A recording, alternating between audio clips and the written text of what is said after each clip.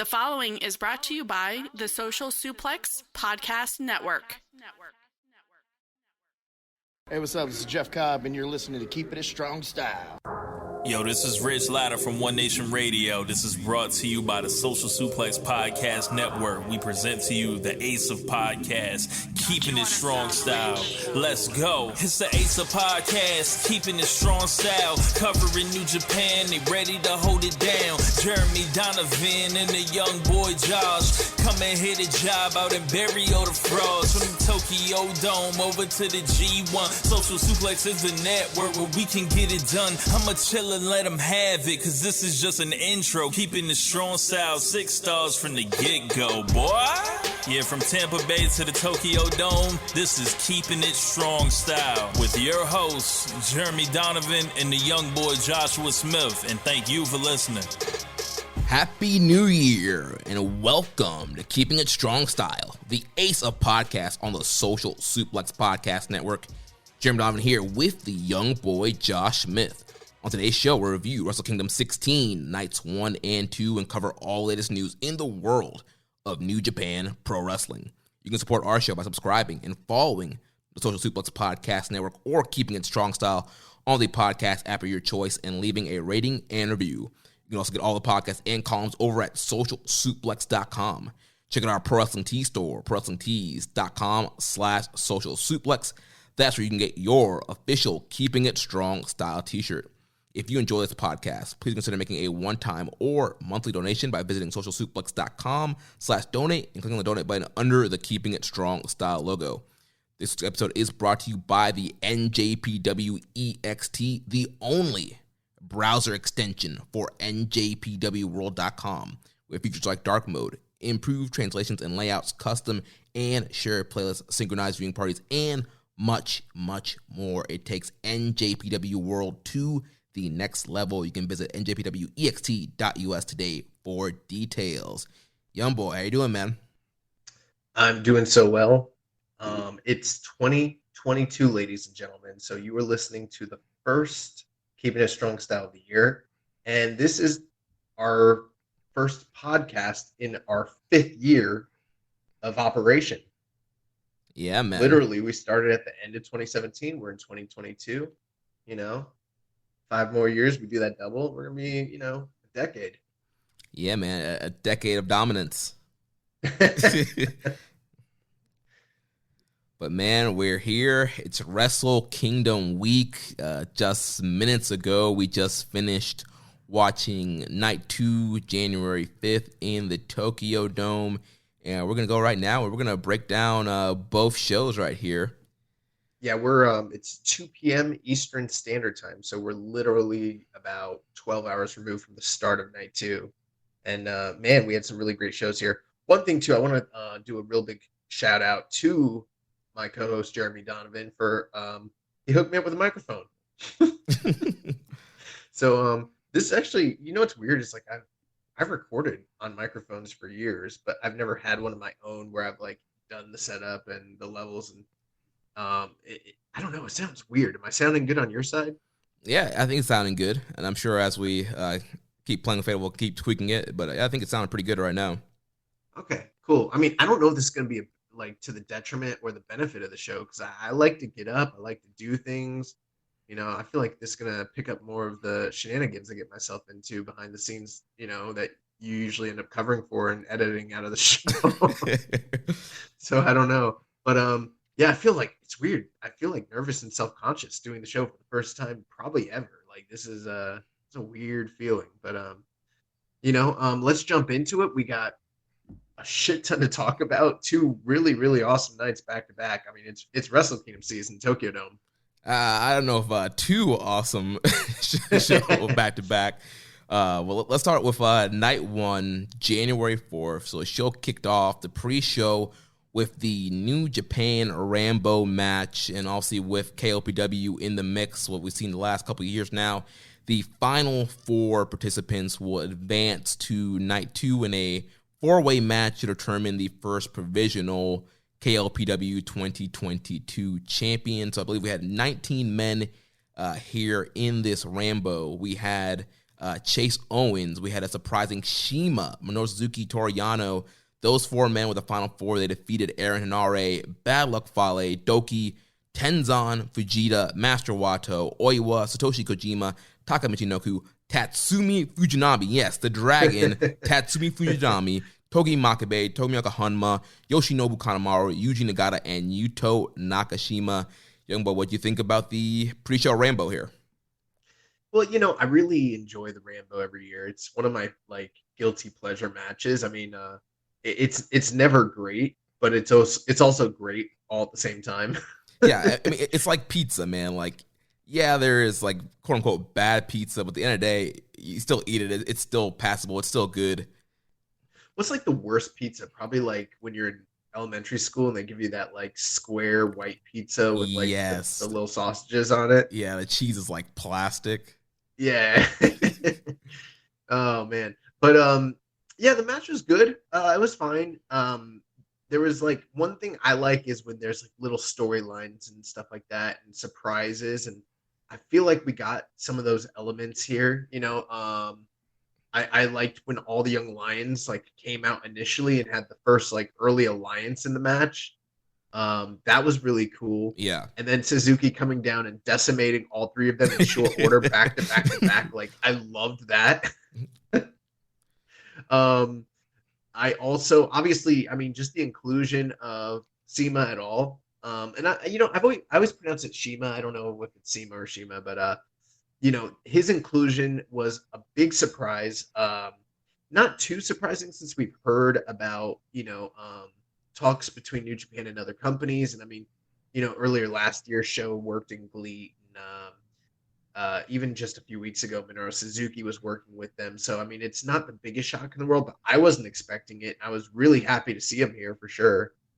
Yeah, definitely a huge surprise seeing Shima here. Like you mentioned, yeah, they did talk about working with other companies, stuff like that, but still kind of crazy to see Shima in here, and it was pretty cool seeing him and Suzuki face off and some of the other guys in the Rambo. Of course, it came out wearing the GLEAT shirt, so they're getting the GLEAT product over here on the New Japan arena, and yeah, that was definitely. Go ahead. One surprising thing, believe it or not, Shima and Tomoaki Hanma debuted in the same year. Which is 1997. It's hard to believe. But 2 different lives. Yeah. The biggest surprise, obviously, was the inclusion of Tatsumi Fujinami in this Rambo. I did not see that coming. It took him forever to walk down to the actual ring to get down the entire rampway. Fujinami, for those of you that might not be as initiated, one of the all-time legends of Puroresu, one of the all-time, if there was a New Japan Mount Rushmore, he's likely on it. He's probably the second generation ace after Inoki. He was Inoki's protege, and he's one of the only men. Well, he was actually involved in the very first ever opener match for New Japan. So he started he debuted as a young lion through the first class that they ever had in New Japan all the way back in 1972. So I mean, wow. He's true blue New Japan royalty. It was really funny. I watched the at the time of this recording, I don't think the backstage comments are out yet, because I was gonna see if I could squeeze those in before we recorded. But I did watch night one's backstage comments. And when they're interviewing him, they're like, had you made it to the Final Four, you would have gotten an opportunity to compete on night 2 in the Tokyo Dome for the KOPW title. What would that mean to you? And this man looked bewildered. He had no idea what the fuck they were talking about. Nobody, I promise you, nobody told him that here's what happened. They said, Fujinami, it's the 50th anniversary, it's in the Tokyo Dome. We want you to show up in this Rambo, and then we'll do a protected finish. And he's like, got it. He had no context. He had no idea that there was a KOPW title. He had no idea what the stakes were. He's like, I just came for a payday, brother. He came for a payday.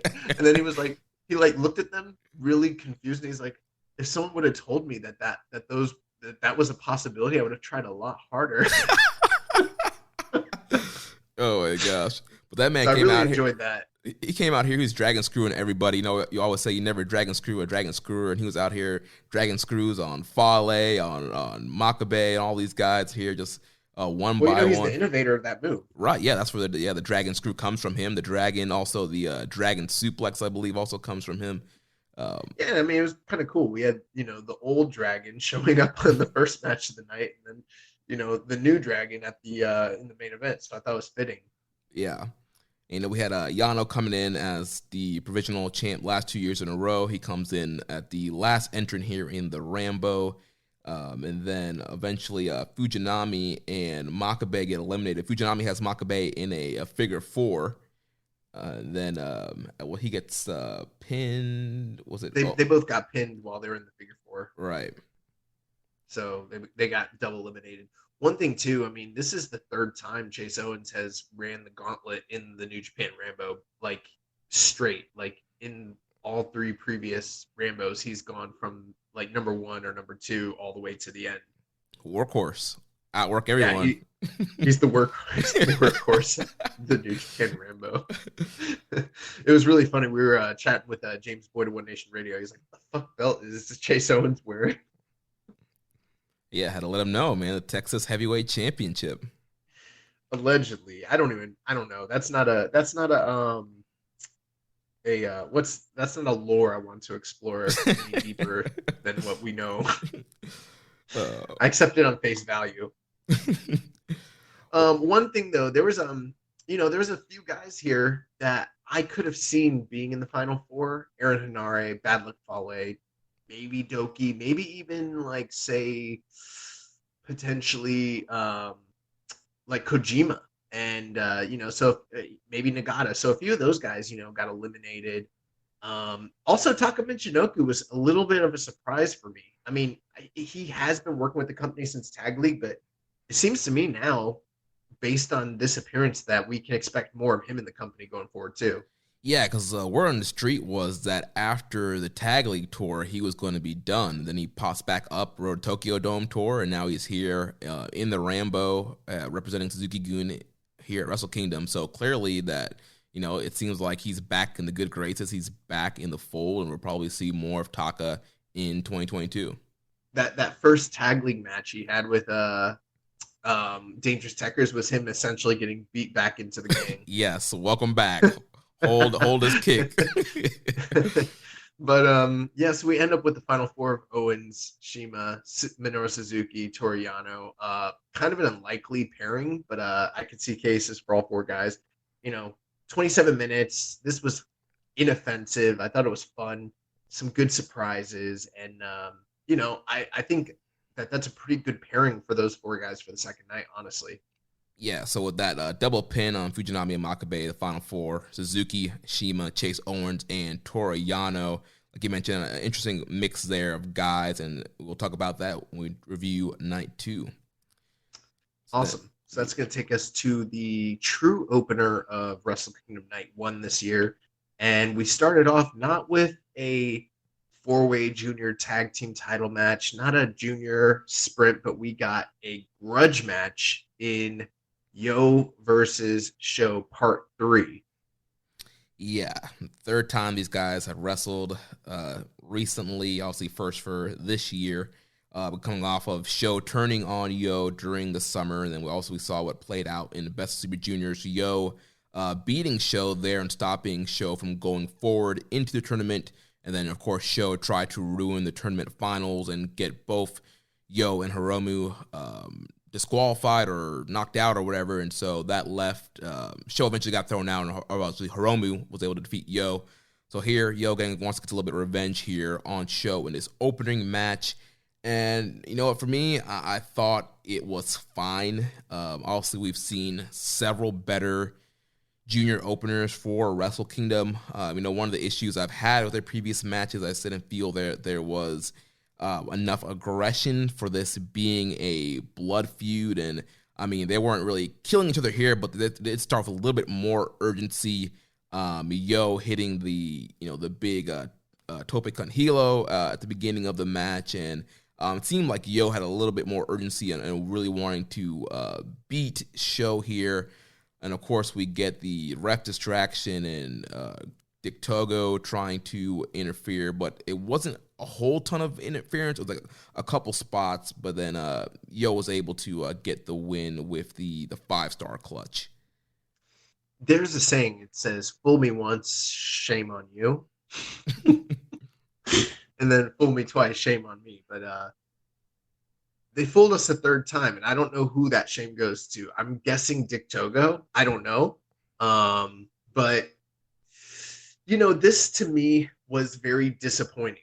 And I there's no way to sugarcoat it. The match itself was probably fine in terms of just mechanics, in terms of execution. If you were having this match, like, let's say in a training room, in a dojo, no one would probably complain about it. You know what I mean? Right. If we saw this at Tampa Bay Pro at the Retro Rap, it'd be pretty good, actually. Yeah. On that level. But I mean, the deal here is, like, it's Sho and Yo. They teamed together for, I don't even know how many years, a very, very, very long time. They had a long storied history, rivalry going back to their days as young lions. They traveled the world together as a tag team. They won numerous world titles as a tag team. They've but they've defended those belts in the Dome together multiple times. So you would think that this match should have been the culmination of a major story. And I mean, a lot of times in modern antiquity, the tag team feud that people like to point to when there's a breakup is the Rockers. And I mean, even while their breakup wasn't necessarily like the best ever, there was a lot of disappointment, a lot of stop and starts. They still had some classic matches. I mean, we're 0-3 for classic matches for Sho and Yo. And considering the fact that these guys come from the dojo and have so much invested into them in terms of like what the company has done with them as a tag team in the past and how much they've built this up over years and years and years and years, and then they put it on. I mean, like I said at the beginning, they set a grudge match as the beginning of night one of Wrestle Kingdom. That's generally unheard of. And to have a junior match that's not for any title on Wrestle Kingdom, that's a huge deal. And they kind of just went out there and had an average ass match. I mean, there was quite a few Super Juniors matches just a month or so ago that were much better than this. I'm sure they did what they thought they could do in under 13 minutes, but my God, can someone show them a fucking like Jerry Lawler or like Terry Funk match? Like, I don't know. Like, why can't they understand hate-filled feuds, Just go watch, they should just go watch Chris Jericho from just a couple of years ago in the same company, Right, like these two guys, like at this point, it's the third match. Like Sho betrayed you, he turned his back on you, turned his back on Chaos, he tried to ruin your Super Junior final main event. Like, there is a question mark, like if Sho didn't interfere, like could you have beaten Hiromu? Like there's so much like personal animosity and hate that's been built, like actions that have happened since the turn. You would think at this point, like there should not be like lockups or even that many flips, to be honest. Like these, like Yo should be coming for Sho's neck. Like you talk about a match that probably could have benefited from a no DQ stipulation. It could have probably been this match because it's supposed to be so hate-filled and it's supposed to be a blood feud. And these guys are still going out here and doing their tope con hilos and doing their spots and grabbing the wrench, and Sho's making his wacky faces, and it's just not Wrestle Kingdom level. Honestly, it's not even really New Japan level. It's not New Japan. Yeah, that's the thing. I don't even really care about the style. If they're out there doing a hate-filled, I mean, I've seen plenty, bro. Let me just tell you, I've seen plenty of 1980s and 1990s, lucha, Espuetas matches where guys are doing dives and they look like they want to fucking kill each other. Right? Yeah. So I don't even care about that, but there's no urgency. There's no sense of importance. It feels very complacent. I mean, I know it's easy to like Monday morning, like quarterback on stuff like this, but I mean, at this point, I'm completely cold on Sho and Yo. I made a joke. I was like, we used to argue about which one's the Sean and which one's the Marty. And I'm like, dude, at this point, they're both the Marty. Yeah. And it doesn't have to be that way. I mean, the reason that I think that we're being so harsh on Show and Yo is because the general consensus is this is the future of the junior division in New Japan, which New Japan, generally speaking, has the most prestigious and most well-regarded junior division of anywhere in the world, and these kind of matches and performances, I mean, this feels very much like when No Limit broke up, Naito and Yujiro, and they just kind of had a couple plotting matches and then moved on. And I don't know. I mean, part of me is like, is there more story to be told? Maybe, or maybe we'll just wait until they like meet up again in a Super Juniors. Like, I don't know, man. Well, but, it seems like there is going to be more to be told because Yo, once again, got to win with the wacky roll up. He couldn't put Show away with the direct drive, so it was kind of like a banana peel that was win. Another part too, yeah. So now, I will say they did some big spots on the outside during the Mhm. match, and that was pretty cool. But for the most part, I was unimpressed and unenthused with this match. I don't know. I'll be nice and I'll probably go 3 stars here, but yeah, I was not really happy to see Yo not able to get an emphatic win over Show. Yeah, I also went 3 stars, and I see a lot of people going a lot lower on this. For me, like, at this point, I don't really expect much from this combination of pairings. So for me, like, this was fine. Like, it was a fine, like, the mechanics were all there. Like, there were any botches. They didn't, miss any spots. But like you mentioned, just no urgency, no aggression for a blood feud level. And this should not have been a Wrestle Kingdom opener. Like, this should have been, like, one of the dark matches. Yeah, it's sad to say that, but I mean, the other thing too is how it's not that often that juniors even get singles matches. So I mean, that in and of itself is so rare, especially for it to be in the Tokyo Dome on Wrestle Kingdom. This should have been like the match of their lives. You know what I mean? Right. Like, I think, like, And I mean, I get that there's going to be Dick Togo and House of Torture stuff, but I feel like they should have, like, hit the ground running and should have had, like, a banger, maybe, like, the first 10 minutes, and you have your quick Togo interference and then lead to the finish. right. Yeah, so that's I almost want to do like FOH like finish like Show and Yo.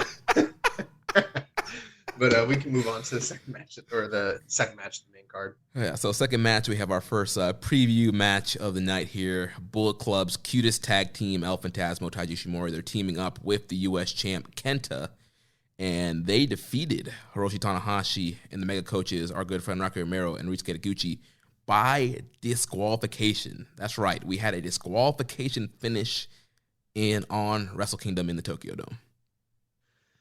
Yeah, the thing about that too, maybe I have a different point of view. Is like I didn't expect much from this because to me it's just a preview match. So I expected them to do something a little unique here, especially considering the fact that you had 3 or 6 competitors that are all involved in title matches the next night. There's not an obvious pin eater, present, and so. Like last week when we did our preview with Chris Amsa, we were all kind of sort of speculating on what story they might tell. You know what I mean? Mm-hmm. But at the same time, I still recognize this is just a preview match, and I didn't expect much from it. But I think for maybe your average fan who's like tuning in and they're expecting Wrestle Kingdom level style match, they're probably very disappointed.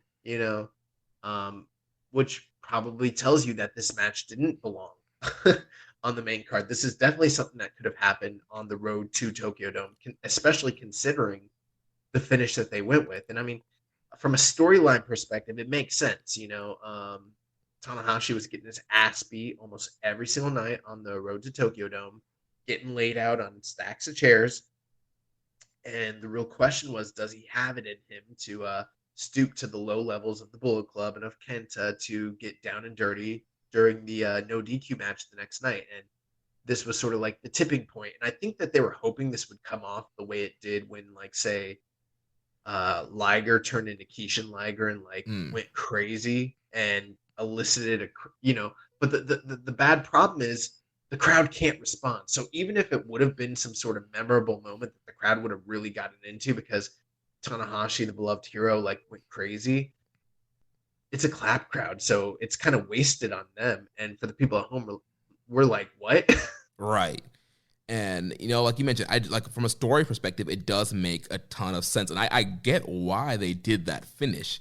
But for me, I feel like that should have happened on the Road to Tokyo Dome. There was 4 Road to Tokyo Dome shows, all multi-man matchups with Tanahashi and Kenta on the other end. And Tanahashi left laying pretty much every night of that tour. I think the final night of that tour, you could have did this angle where Tanahashi snaps and it proves that he can stoop to Kenta's level. And then maybe here you have these guys like fight to the back and it's just left between the Mega Coaches and Bullet Club's cutest tag team, and you get a finish there. But I don't think they should have done the DQ finish here. Yeah. The other thing that's kind of unique here, and I didn't think about it, was the next night, Robbie Eagles and Tiger Mask would be involved in that, 3-way 6-man, and they weren't even on the card here. So that also kind of was like a little hole in the storytelling logic they had going there. I don't know. But, it was fine. It was like 8 minutes, so. Yeah, Tanahashi gets the kendo stick, hits Kenta, gets the disqualification finish there. But I will say, and I'm going to keep saying this throughout the whole show, this is why I said night 2 is going to be better than night 1. Yeah. Let's move on to the next match here. Another preview match. We have the United Empire unit of Great-O-Khan, Jeff Cobb, and Will Ospreay, accompanied with Aaron Henare. They defeated the LIJ team of Bushi, Sanada, and Tetsuya Naito 9 minutes and 27 seconds. So I thought this was a little bit better than the match prior, especially since there was no DQ finish that kind of spoiled things. But again, while it was good, it was still just a preview match, and I thought the people involved were all very good to being competent and everything like that. And we got a good preview for Okada and Sanada and Cobb and Naito, and obviously Will Ospreay sort of needed a little bit of a warm up because he's challenging for the title the next night. But at 9 minutes 27 seconds, Ospreay beating Bushi. This is Road to 101 and did not belong on a Wrestle Kingdom show whatsoever. There was no surprises. There was no memorable moments. It just was there. Right. And the funny thing is, like, these two units, these two teams here, normally we praise these teams in multi-man matches, especially in Korakuens or in the main events. These two teams usually go pretty hard and gel really well together and usually have really good matches on some of the smaller shows. But you come here, it's Wrestle Kingdom, it's early on the card. All these guys have big matches the next day, for the exception of Bushi. Nobody wants to get hurt here. Ospreay was barely in the match. He came in for a few spots during the beginning, and then at the end, like you mentioned, he came in and hit Bushi with the hidden blade, got the win for the team there. But these guys weren't trying to go hard, and at one point, I kind of don't blame him. Well, yeah, Bushi. I mean, this was his spotlight. Bushi's the one guy that went as hard as he possibly could. He's like, I'm gonna fucking live in this moment. Yeah. I thought Sanada and Great-O-Khan worked kind of hard too in this match. Besides that, I mean, 9 minutes, not much to sink your teeth into. And like you mentioned, a Road 2 show. Obviously, Ospreay, due to the quarantine rules, he wasn't able to be a part of the Road Tokyo Dome show. Potentially that match could happen there, but we already saw that we had another preview match before this, so they probably would have done, even if Ospreay was on the Road 2 tour, they probably still would have done some kind of preview match here. Yeah, the one thing I did enjoy that Bushi decided to go out there with, his gear was hard, but he decided to wear a Black Tiger inspired tribute mask. But there's already a Black Tiger angle occurring in New Japan of America. He clearly is not watching the US product at all. Yeah. And if I'm Rocky Romero, I'm pissed. Well, we already know Rocky. I already normally am at Bushi. Right. Rocky already hates Bushi anyway. But 2022 is the year of the Tiger in Japan. So we did see a lot of people, at least Bushi did a Tiger, Black Tiger tribute, or people doing different Tiger related maneuvers throughout the night. So there was kind of the Tiger reference there. See, I'm all about the Lions, Mark. I don't give a fuck about Tigers. But at this point in the match, or the show, we're 0-3. in terms of great matches, that's not a great start for a Wrestle Kingdom. And I'm sitting here thinking like I was right. Someone come and save us. Yeah, well, next we had the Shibata, catch wrestling rules match versus X that was announced. We talked about last week with the rules being changed to catch wrestling. Me and you kind of went to bat for the catch wrestling rules. So we're getting set up, and you're thinking, normally X would come out second because they're the mystery, but we hear the familiar tunes of the LA Dojo music, and then our man Ren Narita comes running down the stage. So Ren Narita is X and taking on Shibata here. And then Shibata's music hits, first time in the Tokyo Dome in 5 years when he lost the never title to Hiroki Goto. So he comes down, all the emotion flowing with his music coming down in his ring gear with the towel and everything. He comes down to the ring and he grabs the mic, Josh, and he says, he's going into business for himself. This is a normal pro wrestling rules match. We will strike each other. Yeah, and I was like, wait. And he was like, can you do it? Are you ready? And I was like, wait, what is going on? But let's back up just a little bit. The idea of Narita versus Shibata, I don't want to give you guys spoilers, but if you haven't seen Spider-Man No Way Home, that's basically what this match was.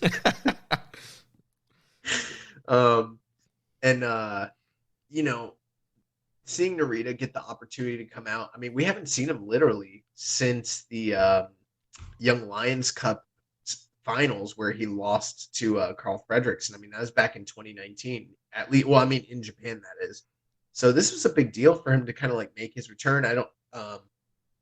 He's not going to be staying here or anything like that. He is going back to the LA dojo, but just to kind of give the Japanese crowd a little taste of Ren Narita was really awesome.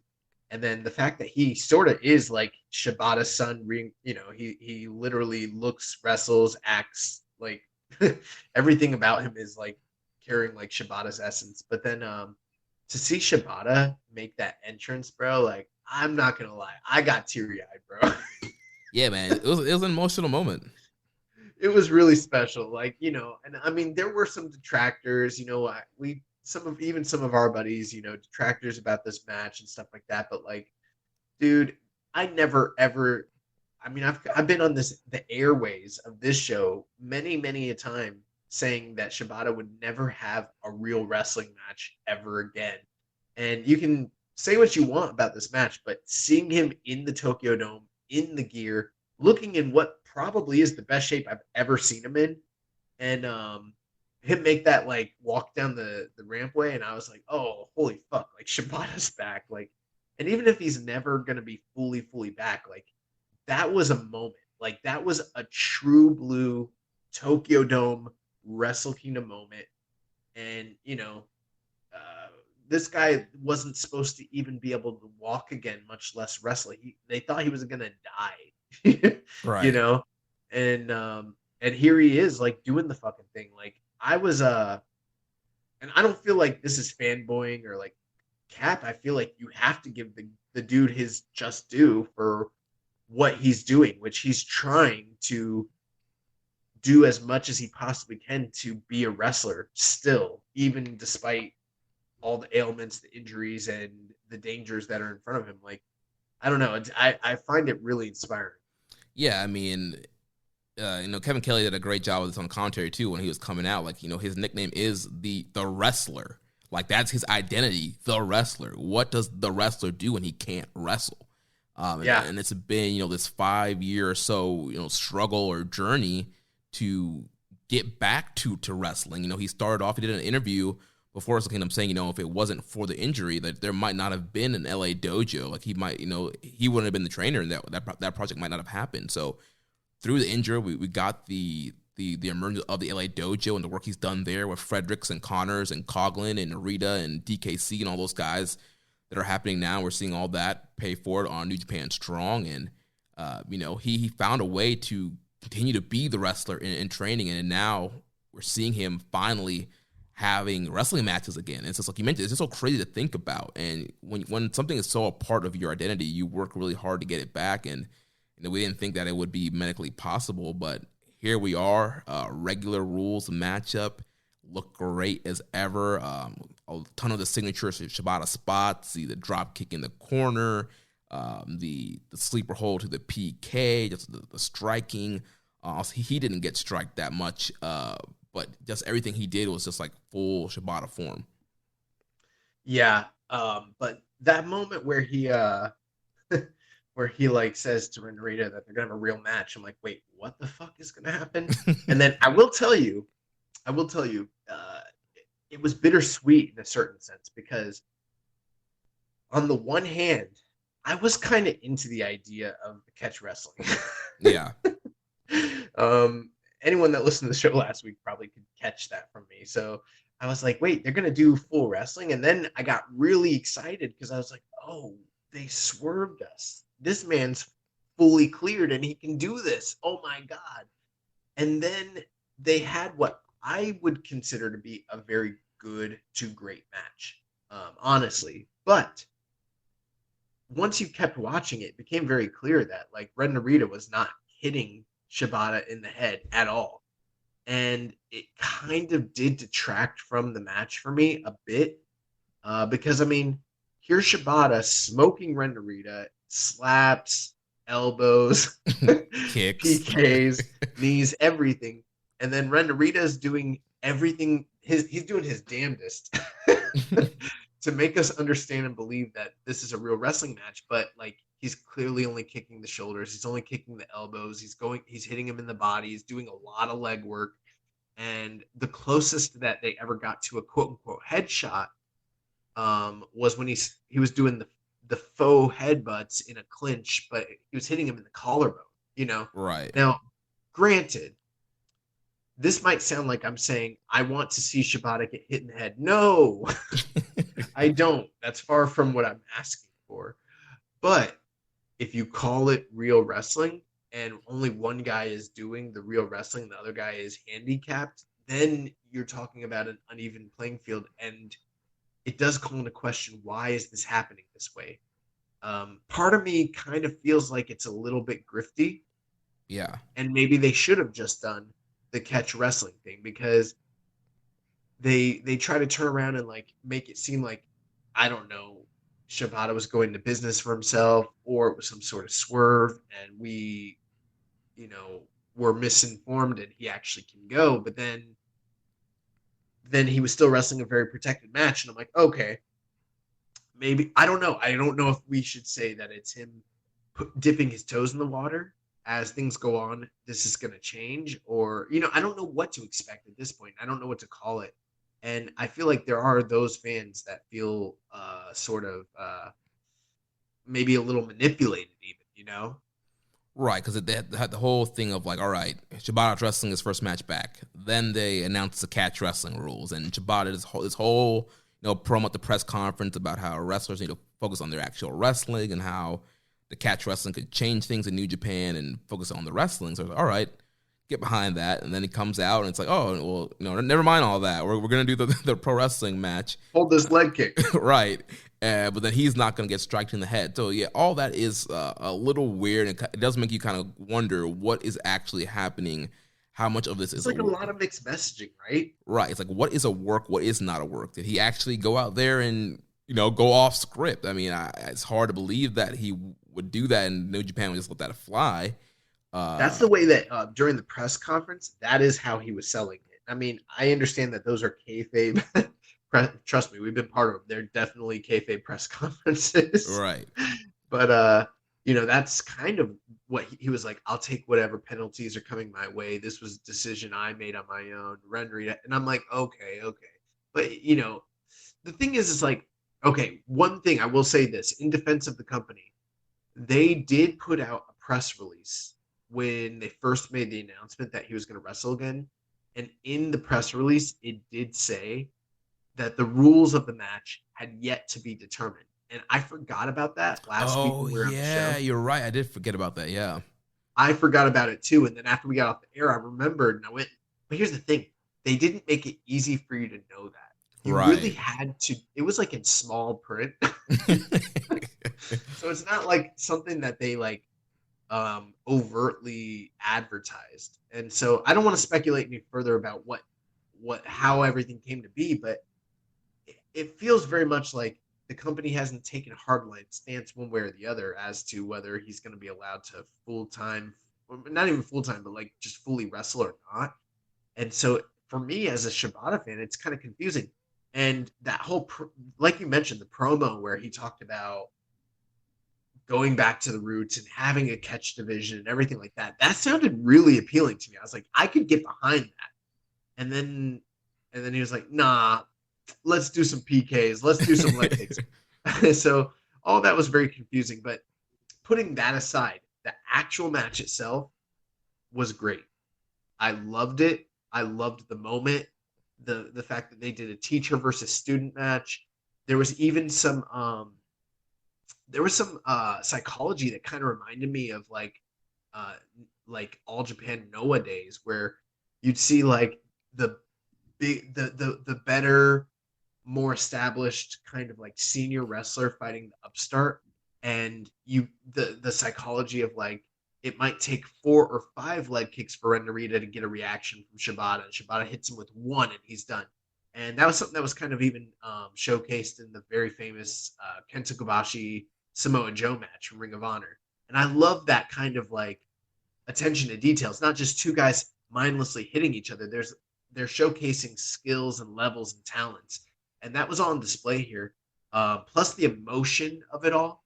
And then the post-match with Ren Narita just crying in Shibata's arms. And like, bro, it got to me. Like, even for all the hubbub about the rules and everything like that, I still love this. And I still thought it was an incredible Wrestle Kingdom Tokyo Dome moment. And at this point, I don't know what to expect from Shibata going forward, but I hope to see him return in some form or fashion in the future.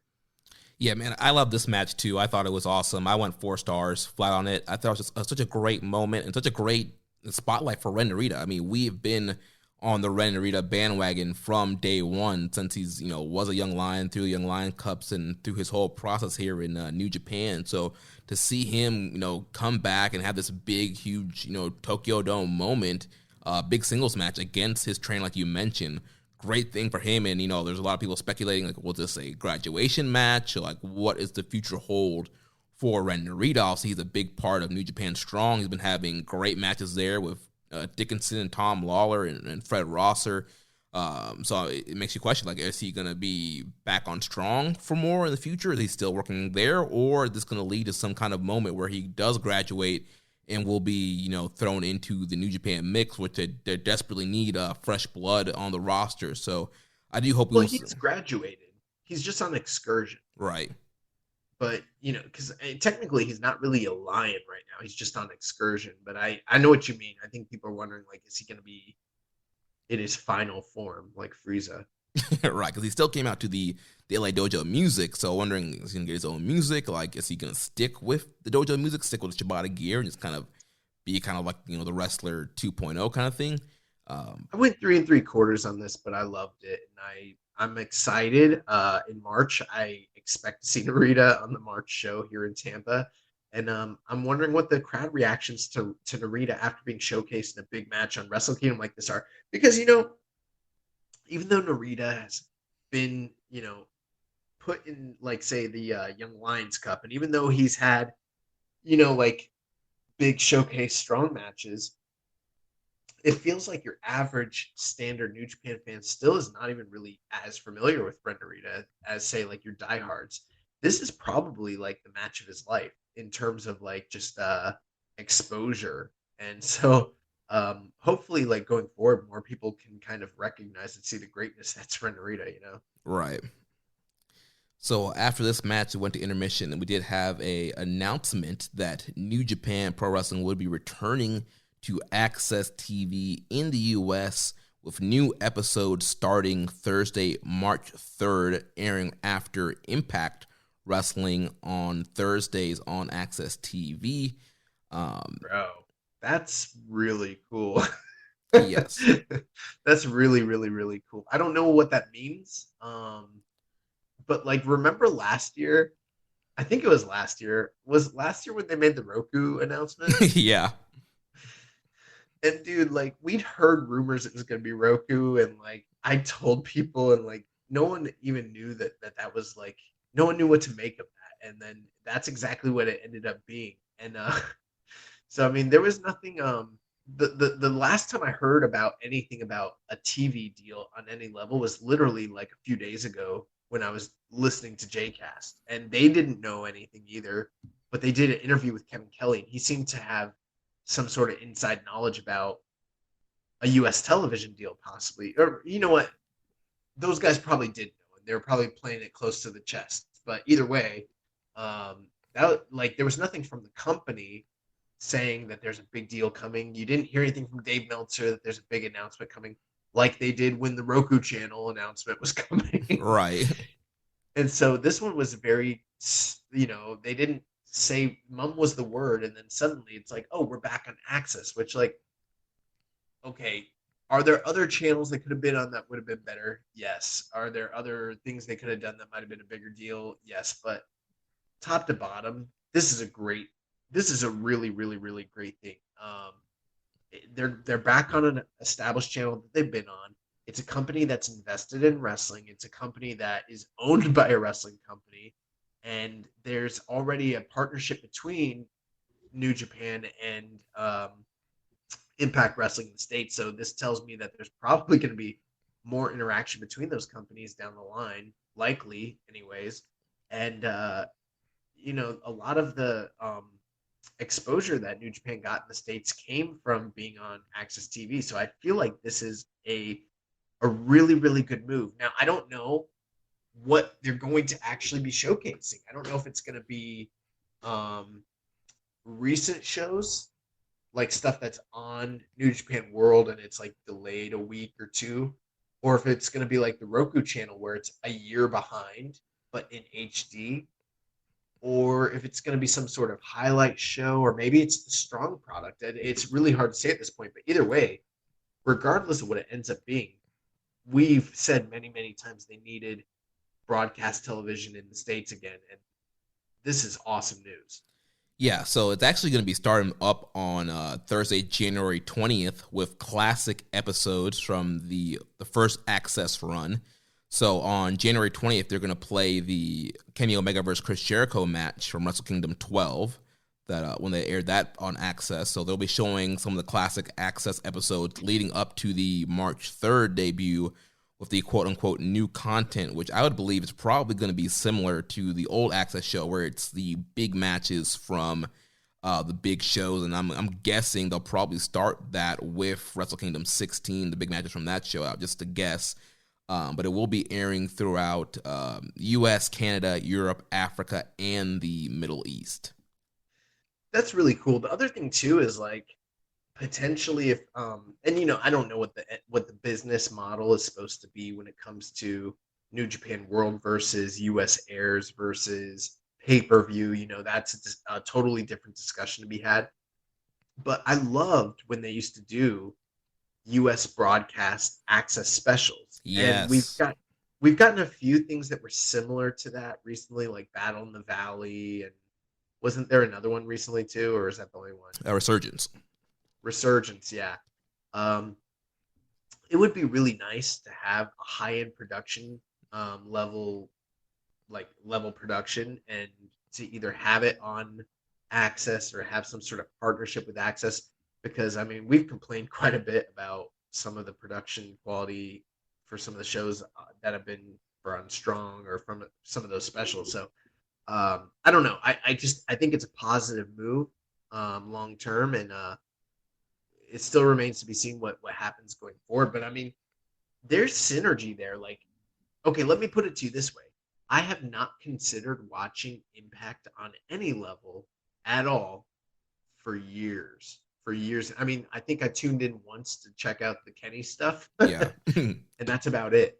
But I mean, hypothetically, if I'm like gonna tune into the Access show, which who knows, I might. I mean, there were some things about the Access show, even though I have New Japan World, there were some things I really loved about it, namely the production quality, because you could watch it in like crystal clear HD level like quality, which you don't get from New Japan World, The other thing too is I don't know who will be calling the action, if it's still going to be Kevin and Chris Charlton, or if there'll be an alternate team. But there were some alternate, back in the day, there was alternates for some of the Access shows. Well, But based off of the Kevin Kelly interview on Super J-Cast, it sounded like he's going to be doing the commentary for that, because he did announce that he resigned 3 more years with New Japan. for 3 years, yeah. And part of that would be doing some kind of U.S. TV show.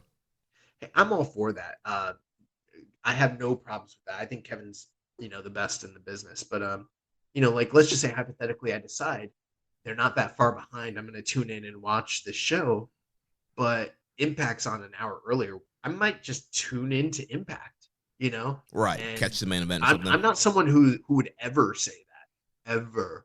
Now, if it's a bullshit show, I'll turn it off. But the fact that the other show is on 1 hour before and it's the same channel, that makes me a lot more inclined as a New Japan fan to maybe just watch it, especially if there's crossover and guys from like New Japan of US being used on there, like your Jay Whites, like your Dave Finleys or whatever. So, I mean, I don't know. I think this is a good positive move. And it also might mean we might get more guys from Impact showing up on the New Japan shows. We've already seen guys like Moose and stuff like that, Right. And Josh Alexander. Yeah, this is Yeah. a big deal. And, with the old Access deal, we talked about how people just not realizing how big of a deal that old Access deal was. Like, that was a gateway to so many people watching New Japan, because, believe it or not, there's a ton of people who don't know about New Japan World, how to access New Japan World. They're worried about, paying for some foreign service and what's it look on their bank account and the yen and the conversion and all that stuff. As simple as it is, there's a lot of people that are kind of freaked out by that. And just even your common wrestling fan, like, how do I watch New Japan easily and catch up and blah, blah. And so Access was a big deal. There's so many wrestling fans that got into New Japan because of the Access deal, and they weren't that far behind when it came to when content came out. Like, they were pretty much like on it with what was going on in New Japan. So it's going to be a big deal. I think it's going to help with the U.S. expansion. It should help bring some eyeballs to Strong and help with ticket sales here in the U.S. Well, we will continue to follow this as things go along. I hope this means that it'll be easier for us to get a, connection with the company as a, as a press, as like a press podcast. Right.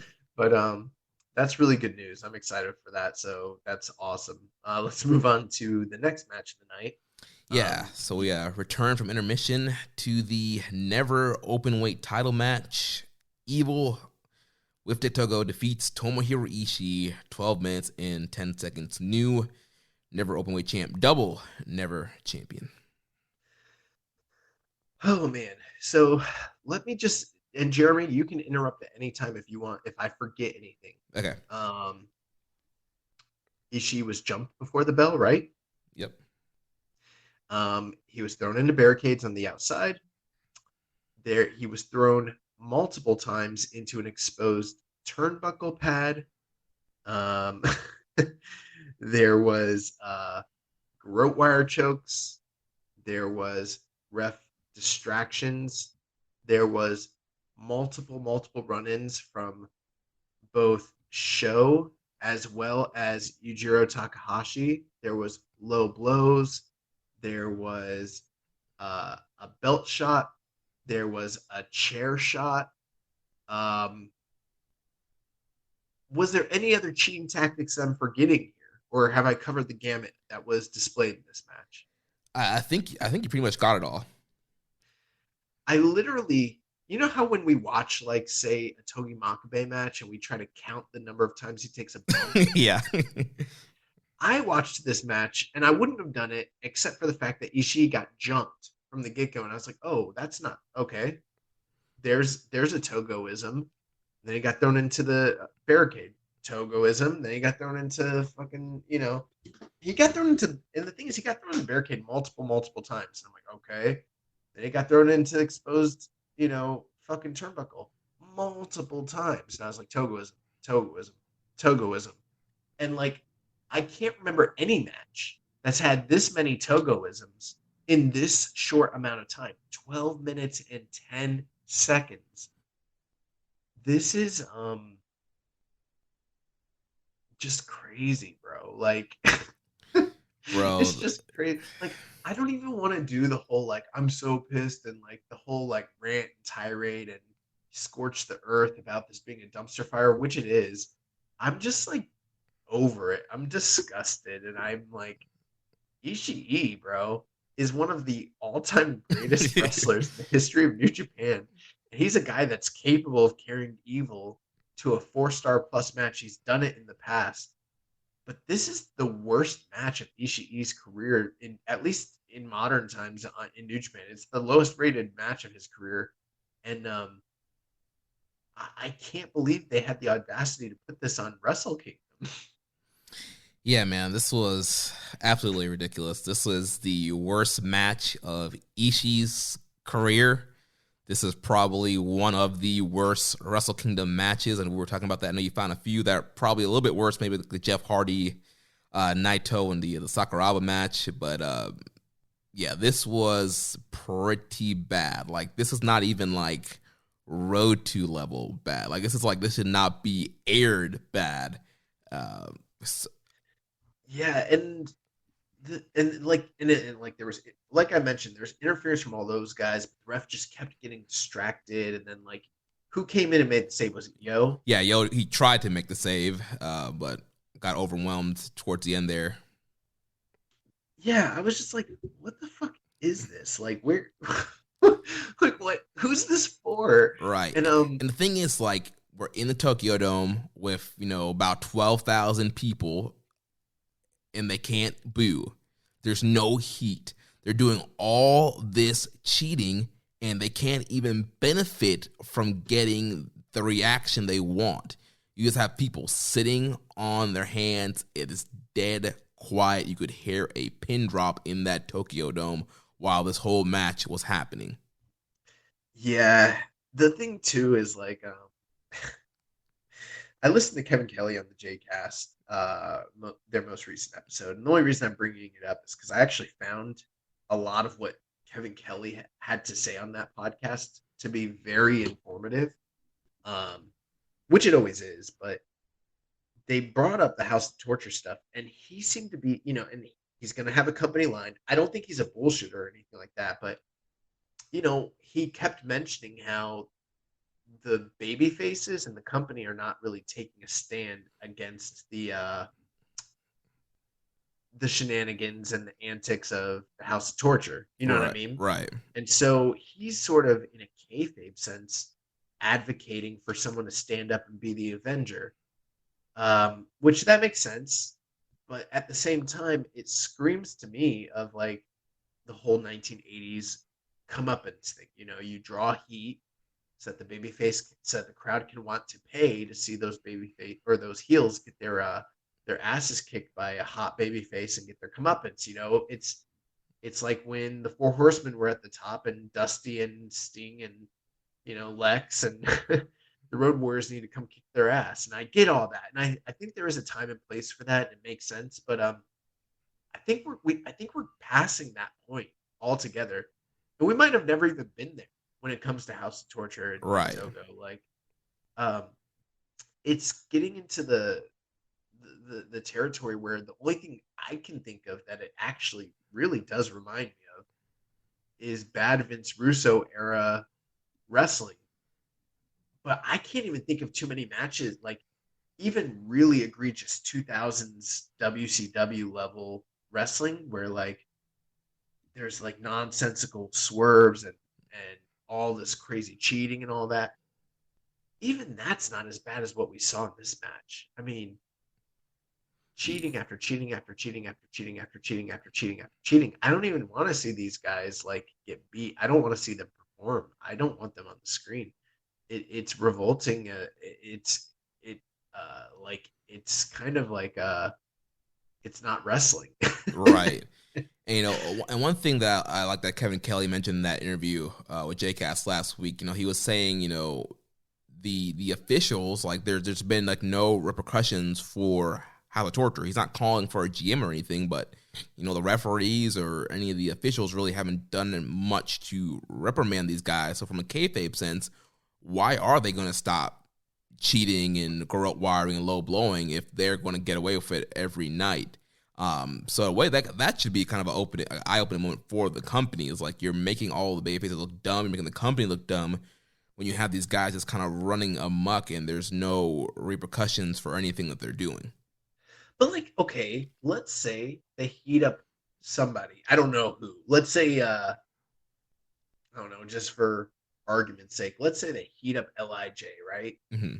That'd probably be the group that might make, or either them or they turn the Bullet Club into like badass tweeners and they start doing that feud. One or the other. It doesn't matter to me. They really heat them up and they do a series of matches and they get their fucking comeuppance and they beat these guys' asses. Do we care? I mean, is that something we're gonna really like? Is it worth it to have? Is it worth it to have one moment that might get a semi pop? A semi pop. We're not talking like jubilation here, okay? You know, this is not Ishin Gun versus Seki Gun from like 1980s. You know, this is not the NW. This is not Hulk Hogan losing to Sting at Starrcade. And the entire like, you know, babyface crew like running into the ring and holding up Sting like he's this or Lex Luger or whoever, you know. That's not this. This is not like some grandiose storytelling element that's gonna have some sort of payoff that's gonna end up being like you know, memorable. It's something where even if they tried to do that, I don't think the payoff's even worth what they're doing. I mean, I can't think of anything that I've seen with House of Torture that I would ever want to revisit or remember or think about again, really on any level. And the other thing too is I don't have faith that this company's doing that. I don't believe that they're heating anybody up to take out House of Torture. I think it's just one of those things where it's going to run its course 4 years from now, because that's kind of where another group comes in and starts doing cheating again, and then they have to kind of take a seat, because that's what we've seen in the past is when one big group starts cheating, the other groups that used to do the big cheating, like Suzuki Gun and like Bullet Club, they kind of simmer down a little bit, you know, or like LIJ. But I can't think at any time like, let's just, you know, for the modern fan, we're talking about since Wrestle Kingdom 9, I can't think of any time where it's been this bad with any group or individual.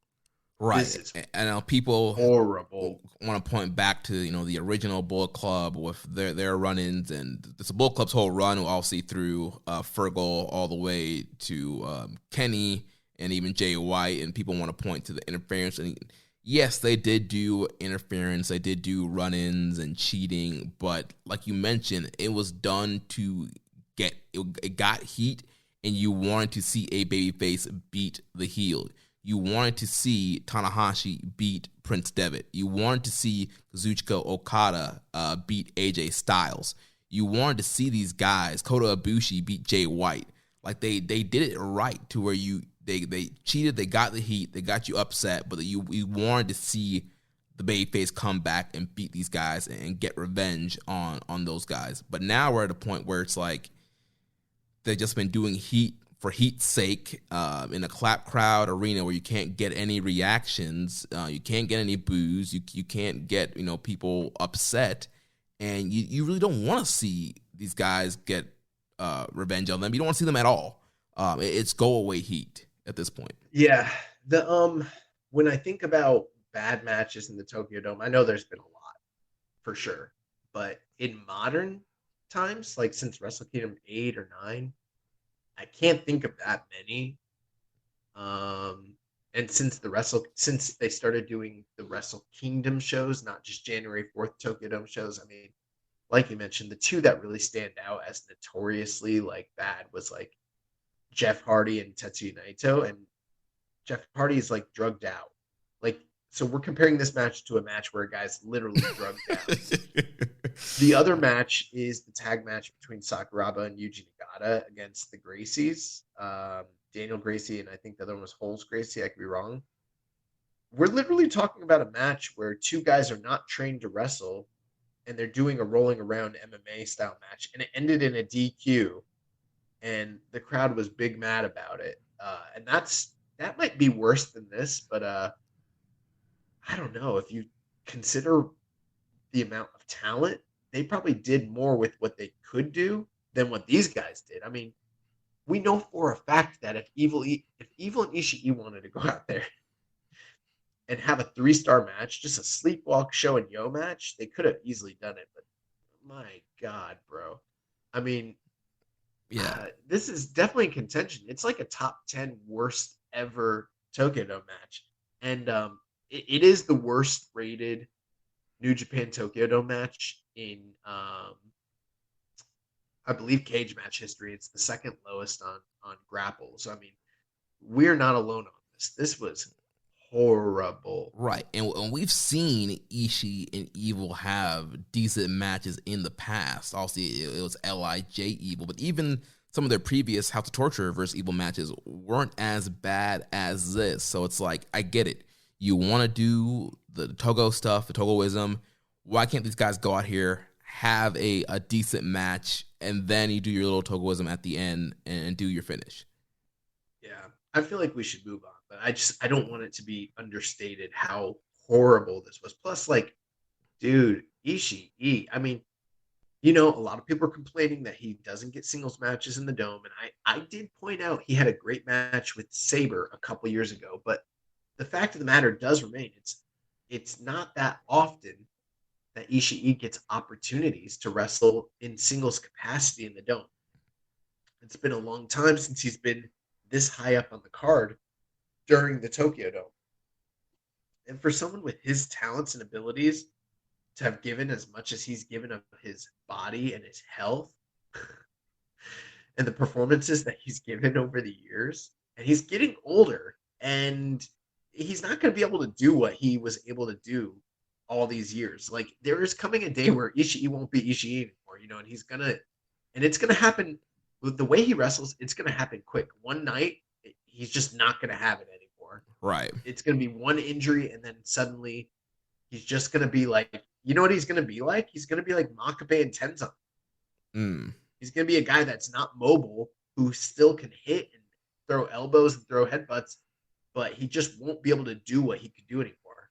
And for the company to like reward him by putting him in one of the worst matches in the history of the Tokyo Dome, it's really I don't know, it's insulting. And it's insulting to the fans too. Like, because they could have put anybody in here. They could have put Doki or Wato in here with Ishii, and this would have rocked. Literally anybody. Nagata, With Kojima. anybody. Yeah, bro. Hanma. They could have put Hanma in here. They could have put Tenzan in here, and it would have fucking ruled. This is gross. Yeah, this was horrible. So let's move on and talk about the last few matches here. So after this abomination, we had the IWGP Tag Team Title match, and the Tokyo Dome curse lives on as we have new tag team champs, the Chaos Team of Hiroki Goto and Yoshihashi. They defeat the Dangerous Tekkers, Taichi and Zack Sabre Jr., 15 minutes and 27 seconds. Why would you call this a curse? I think of it as the Tokyo Dome blessing. I mean, I feel like if you go through that World Tag League and you win it, you should win these titles no matter what. Like, no questions asked. You should never not win the titles if you win the World Tag League. Period. well, it's a blessing for the challengers. It's a curse for the champions. Oh man, but this match was interesting. Goto and Yoshihashi, they had that very long, prolonged run with the 6-man tag titles with Ishii all year. They've had quite a bit of success, and maybe not in terms of matches won, but in terms of great matches, quality matches throughout the year. They challenged several times for the IWGP tag team titles without any success previously. And then, they won the World Tag League, which was a big deal, and taking on Dangerous Tekkers, the, Tokyo Sports awarded Tag Team of the Year, and pretty much the team that's been carrying this division past couple of years. And they went out there, and I thought that they had a good, I would not call it a great, but I thought it was a good to-the-point match. But what was interesting was that the Chaos Team kind of beat Dangerous Tekkers' ass. Yeah, emphatically. blew him out. They blew them out, and they beat them 1, 2, 3, clean as a whistle, clean as a sheet. No shenanigans, no questions, no ifs, ands, or buts. And if you wanted to do something here to kind of make Goto and Yoshihashi as like the established tag team of the division, they did it. Yeah, and this all plays off what we saw in the World Tag League. Goto and Yoshihashi did get a win over Tekkers there, and of course Tekkers told them that you need to win the league so we can have the rematch, so we can get our revenge. They did end up winning the Tag League and having this matchup here, and yeah, it just kind of showed like Goto and Yoshihashi, they have Dangerous Tekkers' number. Dangerous Tekkers, they tried a lot of their combination moves. They went for the Holy Zack driver. They went for a lot of their double team moves. They just weren't able to hit it. Goto and Yoshihashi, they were just always one step ahead of these guys.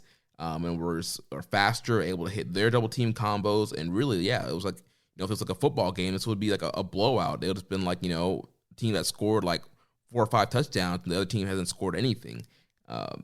It's Georgia versus Michigan. Yeah, they tried their best. I mean, they tried, but no matter what they did, they just kind of got overwhelmed by Goto and Yoshihashi, and then they end up hitting their new double team move where it's like a full Nelson powerbomb swing kind of thing, and they get the win. Yeah. The post-match promo with Yoshihashi was really interesting because Yoshihashi was like, wow, it feels really good to hold a title belt that says IWGP on it. Yeah. So he's not as big of a fan of the Never Committee as we are. He's a IWGP aficionado. But, that was a really special thing. I mean, if you think about it, Yoshihashi returned from a excursion and made his re-debut against Kazuchika Okada at Wrestle Kingdom in the Tokyo Dome. And it's been an uphill battle for this guy ever since then. And, there was like a time where it really seemed feasible that he would never hold any gold in this company. I mean, Yoshihashi used to be the punching bag of this podcast. I hated the guy. I literally buried him anytime I could. And we've worked ourselves to the point where him and Goto as tag team titles is very believable. And if for nothing else, that's one of the major successes of this year's World Tag League. And post-match, Tekkers were sad, dude. Yeah, they're depressed. Did you see the post-match comments? Well, I saw like the post-match, like afterwards, like they like paid respect to Goto and Yoshihashi afterwards. But then even like after when they were leaving the ring, like heads down, looked depressed. Miho Abe was trying to console them, and they just look hurt. Yeah, during the press conference, they were sad. And like Taichi was talking about how he holds Zack back, and they wanted to be the best, but they can't be the best because Taichi's on the team. On this team. And Zack was saying, "No, I let you down," and they're like, "We don't know if this is the end for Ding." They were literally talking like this is the end for them. I don't know that I believe that to be the case, but the question's very much in the air whether Dangerous Tekkers will reunite or continue on at all after this, and if they're done, that might be the swan song for them in the division. Yeah. So they were sad, dude. I mean, I know it's a work, but bro, I believe them. Yeah, I think it was Yoshihashi who got the pin on Taichi again. Who got Yoshihashi beat Taichi in the G1, kind of start Taichi's slump. So it's kind of been a recurring theme here of Yoshihashi getting the pin on Taichi. Yeah, and who knows? This might be the beginning of a redemption story for either Taichi or the Dangerous Tekkers. But it's going to be interesting to see what happens going forward for this new Chaos Tag team. They've kind of, good on Goto too, another guy who, for years people have talked about how he's been underutilized and not used to his potential and blah, blah, blah. And then I feel like after that Chaos 6-man trio run, that helped revitalize him. And then now he's back in the tag team picture. And I mean, sure, it's not the IWGP title, it's not a white belt or whatever, but he's here and he's doing the thing and he's having great matches. So I mean, I feel like they found a spot for him, which is good. Yeah. Well, let's move on here to the semi-main event of the evening. We had the IWGP Junior Heavyweight title on the line. The champion, El Desperado, successfully defends against the Best of Super Junior 28 winner, Hiromu Takahashi, in 16 minutes and 18 seconds. Really awesome match. Hiromu came out in another one of those giant, puffy blanket comforter robes. This is a squid And gimmick. yeah, like the first time he ever did that, I think it was when he came back from injury and it was against Osprey 2 years ago, right? Mm-hmm. And the first time I saw it, I was like, wow, that's like incredible. I really like that. But as time has gone on, it's sort of morphed into this really like ugly sort of like, I don't know what the fuck he's wearing anymore. There's like all these arms and weird things coming out of it, and I'm like, bro, it's becoming a bit much. I liked when he used to bring out Daryl. Like, I'm a bigger fan of Hiromu in the Daryl era, you know? Yeah. But anyways, he comes out, does his thing, and then Despy came out. Despy was wearing the all white, Looking all fresh. gold, Looking fresh.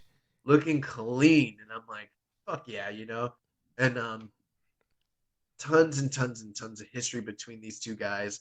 And they went out there and they had a war. They had a junior banger, you know.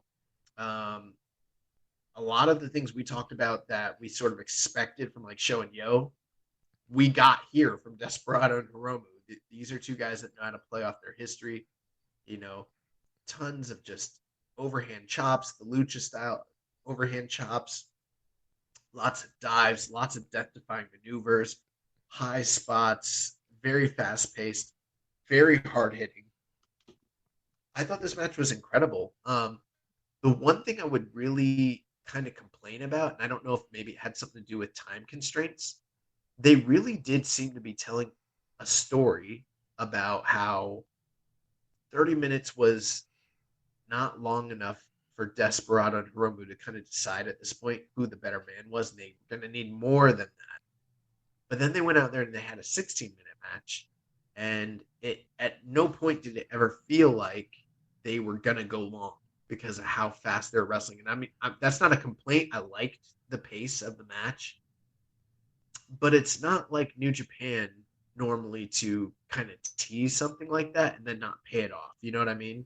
Right. I mean, it is kind of similar to what we saw with some of the Young Lions series where, you know, the 10-minute limit is not enough. And so then they go to 15 and then they do get a finish. So it's kind of similar to that. But even so, you would think, yeah, with how much they tease the 30-minute draw with, you know, the Super Junior match and then the tag match on the road to, you would think, all right, they're definitely with an hour time limit in the title match that they're going to go at least 30 minutes. They didn't even have to go the full 30. I mean, I think it'd be kind of cool that they're teasing they're going to go 30, and then at like 27 or 28 or something like that, you know, Despy gets the win, and it's like, oh shit, he didn't even need it. You know what I mean? Right. That'd be cool too. But I think what they were going for here, though, it's like, all right, I know I can't beat this guy going 30 at like a normal pace. Like, we need to kick it in full gear, like straight from the get-go, so one of us could win. And so it's kind of like they kind of skipped like the first half of their matches. Like there wasn't that normal kind of like feeling out period. Like they went straight to it. You know, Despy's hitting the suicide tope con hilo. Hiromu's hitting the suicide. The sunset bomb. These guys are hitting all their big moves, bang, bang, bang, right from the beginning. The chop sequences, like they're wrestling so fast and doing all these big moves. It's like both of them had in their mind, like we just need to throw it all out right now, or else we know that we're not gonna be able to beat the guy in the time limit. Okay, that makes sense. With that being said, though, I still do think this would have benefited from a little bit extra time. Yeah, I felt it was cut a little short. There's some times where I think a match needs less time, and other times where I think it needs a little more time. I think Despy Hiromu, given the fact that it was the semi-main event and everything like that, I felt like they could have benefited from a little bit more time because I really enjoyed what they did out there. But at the end of the day, Desperado hit the Pinche Loco, and he did the famous version of it where he hit it, rolled through, and then hit the full-on turning Pinche Loco on Hiromu Takahashi. Got the emphatic 1, 2, 3. I think this is the first time that he's ever like fully, cleanly, completely at least since their returns from excursion, beat him in such a clean, decisive manner, and kind of tells you like he's the dude at junior now. You know, for years it's been Hiromu. Even recently, Hiromu won the best of the Super Juniors. You know, I think a lot of people, you know, especially maybe more casual fans, were expecting Hiromu to kind of do what he's done year after year after year. You know, win that tournament, headline the dome, beat the champion, establish himself as the guy. And Desperado was like not fucking having it. And I was so happy. Like, I love Hiromu, but like to see we've wanted them to make stars for years. They finally have gone in on Desperado, and to see him like beat this man who he's not been able to beat after all these years and after all these titanic struggles, and he goes out there and he just fucking beats him. I was so happy. Yeah, I was happy too. You know, I was on the team here wanting Despy to get the win here, and it was definitely needed because it would have been the same old thing if you have Hiromu run through the division during Super Juniors and then wins the title. It's like, all right, what's next? Like, what can you possibly do to make this compelling if Hiromu were to win? And with the border still being closed, there's not a lot of new challengers you can bring in there. So I definitely think this was the right call. It was the best decision to do. Have Desperado win, have him win clean as a sheet. And you really establish him now as a top dog, and you can really start to elevate him more. Because like we saw in the the last two Super Junior tours, as much as he was getting pushed, he wasn't featured a lot. Even being the champion this past year Super Junior, he wasn't featured a lot in the main events and semi-main events. Like Hiromu was getting most of those main event spots. So this is a great step into establishing Desperado and having him be able to do maybe more main events going into next year's Super Juniors and just creating a new star. Because Hiromu right now, it's been Hiromu and friends. And so you need somebody else. You need to create another star, another drawing. So you don't always rely on Hiromu. Yeah, post show, Hiromu was talking about how he knows what he needs to do to kind of get to where he needs to go. But he's going to let that, he's kind of playing it close to the chest for now. And he's going to figure out what his next steps are. But Desperado was talking shit, not against Hiromu, but against kind of the world.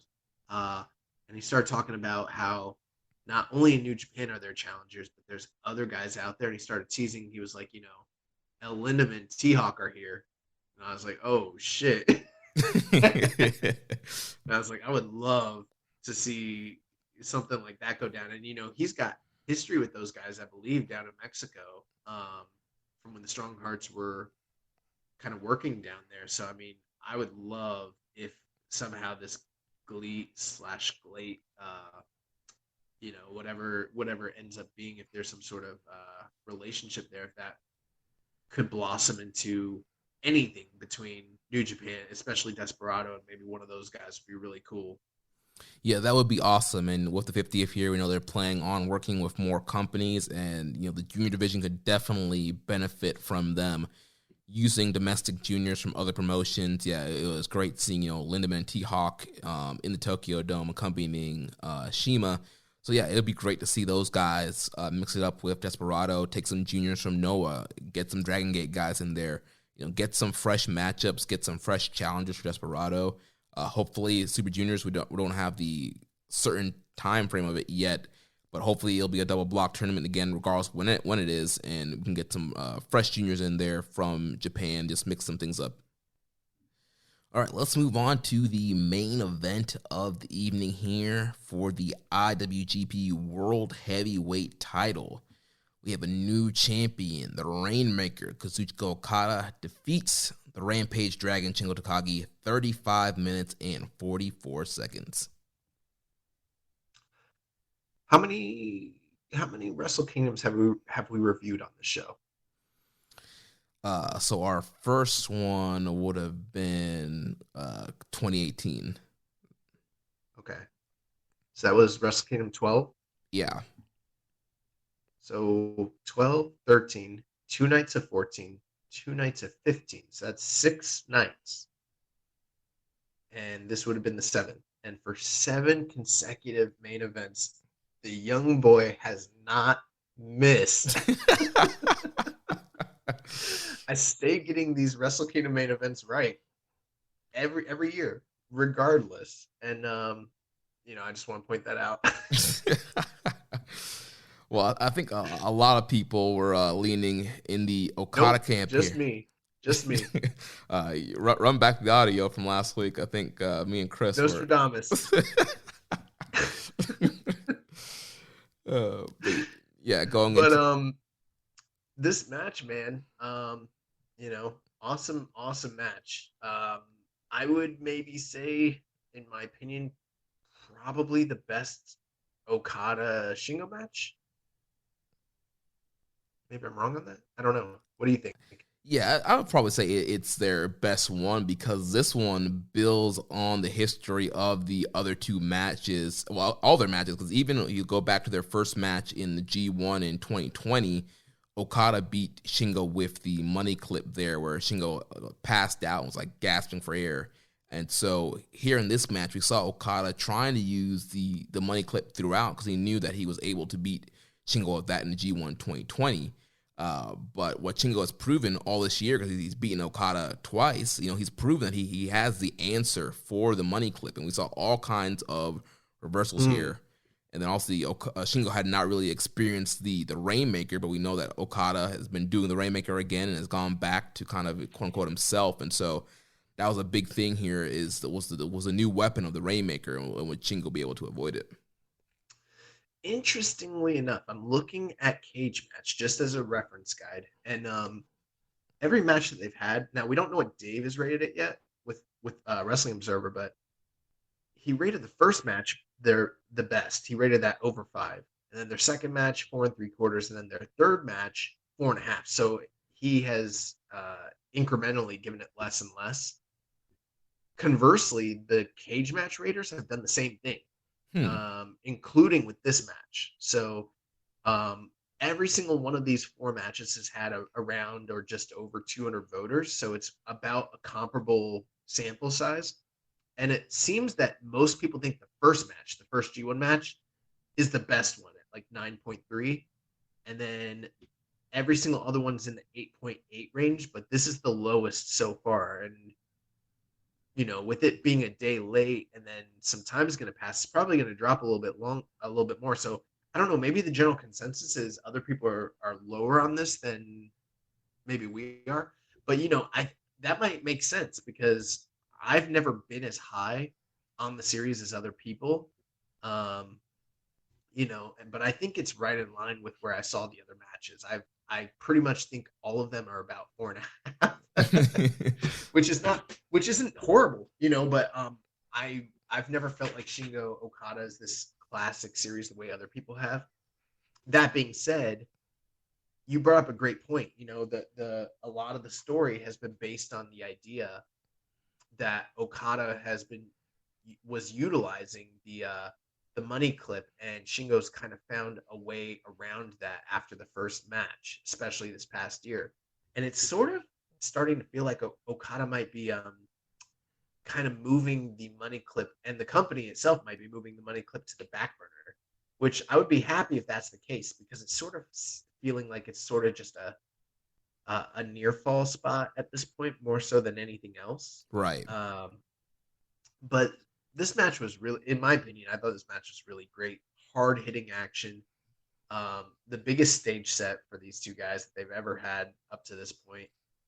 Some of those pumping bombers that Shingo hit Okada with were really, really, really nasty. Especially he left a black eye on him for night 2. There's one where he just literally hit the guy in the face. I'm sure it wasn't on purpose, but just fucking mollywopped him. Yeah. Yeah, that was intense. I mean, Shingo was just hitting this man with lariats left and right between the pumping bomber and the Yukon lariat. Throughout the match, you had Okada was focusing on the head of Shingo, while Shingo was focusing on the back. Earlier in the match, you had Okada hit the DDT on the floor, but Shingo answered back with suplex on the floor to Okada. There was one point where Shingo, he was looking for the Stay Dream, which is that top rope Death Valley driver type maneuver that he does. He looked like he was going to try to do it to the outside at one point, but then Okada turned it into an avalanche DDT, which was pretty crazy. Yeah, that was almost reminiscent to what he did to Jeff Cobb in their G1 match. Right, yeah. So yeah, a lot of great back and forth here. A lot of great, especially towards the end. There was just so many great sequences. I feel like Shingo was like fighting for his life because he knew if he got hit with the Rainmaker, it'd be over. And just counter after counter, he was just fighting so hard to not get hit with the Rainmaker. He escapes the landslide tombstone, but unfortunately gets hit with that drop kick. Okada hits the landslide and then hits the Rainmaker 1, 2, 3, and that was it for Shingo. Yeah, and sort of, that's sort of been the story since this year's G1. Um, we've talked about the rehabilitation of the Rainmaker because it's kind of become a thing now where like if he hits you with just one of those, he can pin you. And I mean, there was a time not so long ago where it was taking him 2, 3, sometimes 4 Rainmakers, depending on who the individual was, to put people away, and that's kind of gone away. But I think a lot of that is built off the back of that landslide. The tombstone used to be his go-to setup for the Rainmaker, but now it seems to be that landslide. And I think in the kayfabe sense, that sort of seems to be what has given the Rainmaker its extra or its extra effectiveness. You know what I mean? Right, because I mean the landslide could be a finisher in itself. Like it's how that sit out tombstone, it looks nasty every time he does it. But then at that point, the guy's so dazed, he just hits him with the Rainmaker, and there's no getting up after that. Yeah, and I don't think a lot of people are really bringing that point up, but it's something I've noticed where it's like at this point, if he hits you with that and then he's able to successfully hit the Rainmaker, he is probably going to beat you. The other thing too is that was the other big talking point of the match. Correct me if I'm wrong. I don't think anyone's kicked out Last of the Dragon, right? I don't think so. I don't think so. But he's never hit Shingo with a Rainmaker in any of their singles matches. So he hadn't really even tasted it yet. And that was kind of the big question is like, which one of these two guys is going to be the first to get to their big move? Mm-hmm. Whoever it is probably going to win the match. And Okada was the first one to hit his big move. Shingo was never actually able to hit the Last of the Dragon at all. So it sort of seems like Okada found the right game plan to avoid his downfall and was able to implement his game plan a little bit better. And that was kind of Shingo's undoing. And it's sort of like if they do have another match in the future, that's going to be the impetus on him is to find a way to either escape getting hit with a Rainmaker or to overcome it or, whatever that might be for him, whatever that looks like. But that was the other big part of the match. Is like he's never been hit with the Rainmaker. Once he was, it was game over for him. Yeah, and there were some other big moves that Shingo did throughout the match to try to get to that Last of the Dragon. There was a point where he had 2 Made in Japans back to back for a near fall. There was one point where they were outside and he got Okada up for a Death Valley driver on the ramp. We just heard the thud echo throughout the Tokyo Dome. That was a pretty cool spot there. Yeah, and for a guy that they talk about him not being able to like take stuff to his back and everything like that. He has been doing some pretty crazy outside bumps. That's Okada that I'm speaking of. And like that suplex on the outside on his back was really nasty. This was your classic Okada big match dome match. And I mean, Okada's one of the absolute best Tokyo Dome main event performers that there's ever been. And him and Shingo, they went out there and they tore the house down. I'm not as high on this as a lot of other people are, but for me, I don't know. I think I enjoyed it a little. I think that their matches, in my opinion, are very much orchestrated for the crowd. And I feel like the main thing that's hurt a lot of their matches for me, and I think I've said this almost every time, is that there's a lack of crowd response because of the protocols and everything like that. And I think one thing that did help was just being in the dome and the noise and the reverberation and the ambiance and everything like that. I think that helped everything for me quite a bit. But that being said, I'm still a little bit lower on this. I've seen some pretty high scores. I went 4.5, but there was a part of me that was gutted because I really wanted Shingo to win, even though I was calling for Okada to probably be the likely winner. I kind of wanted Shingo to stick it up everyone's, stick it where the sun doesn't shine and be like, fuck it, I'm the man in this company. I don't give a fuck. Right. But unfortunately, he was not able to retain his title, and Okada is the reigning world champion. Yeah, I went the full 5 on it. I know I'm probably on the high end of a couple other people, but for me, I just thought it was a masterpiece. I didn't see any flaws, any botches. I thought they told us an excellent story, incorporating all their previous matches and just the stakes going into the match. And me just I knew Okada was going to win in my head, but I just wanted Shingo to win so bad. And I popped for a lot of the near fall that Shingo got in this matchup. So absolutely loved it. Post match, we had Okada. Before accepting the world title, he brings back the V4 and lays it down. He bows to it, pretty much kind of saying, thank you and goodbye to the title. And then he finally accepts the world heavyweight title. And then we had Will Ospreay coming out in his jeans and his bathrobe and announced Okada as the new interim champion. And they will face off the following night. And Okada said, bye, fake champion, as Ospreay was walking off. That was pretty funny.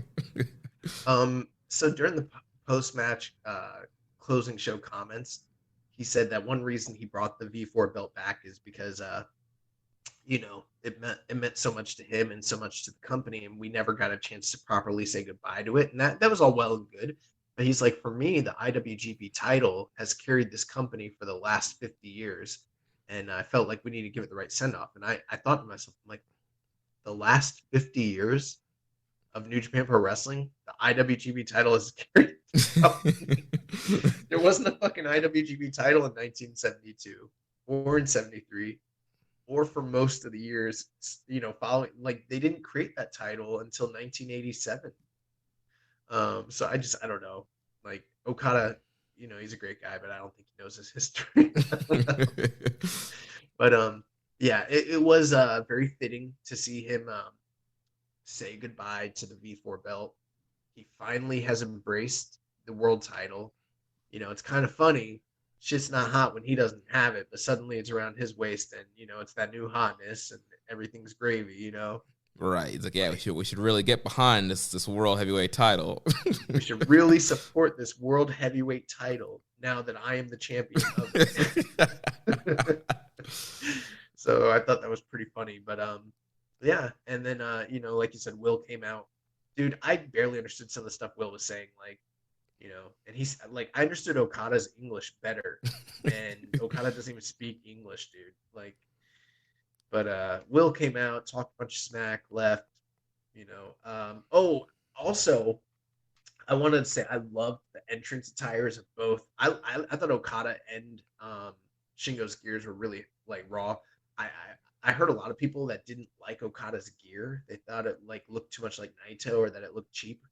I don't know. That was kind of lost on me. I thought, like, a change of look was good for him. Yeah, I loved his gear. The Inoki tribute robe and hair was cool, and like his robe had like the history of New Japan written all over it. Yeah, they've given us those I Heart NJPW shirts as like a promotional material in the past, and those are really cool because on the back they have like a history of New Japan and all this different information. And I don't know, I don't know much about the Japanese written language. I think, is it kanji? Is that I don't know. I think there's a lot of different. Yeah, I'm not 100% sure what that one was. But I don't know what they used, but they said that it was the writing, like the little symbols were detailing like a lot of the history of New Japan in the robe itself. And I'm like, that is so fucking cool. Yeah.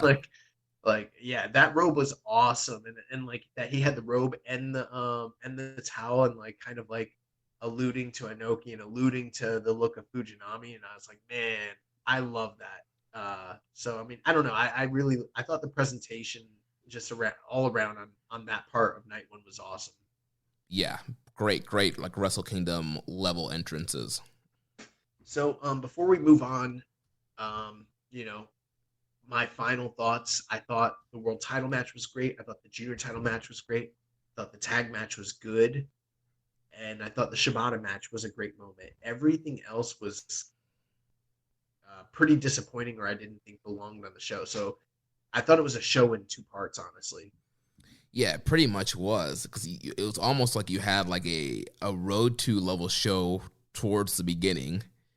Then you get the great Shibata moment, and then it falls off with the evil match, and then picks back up with the last three title matches.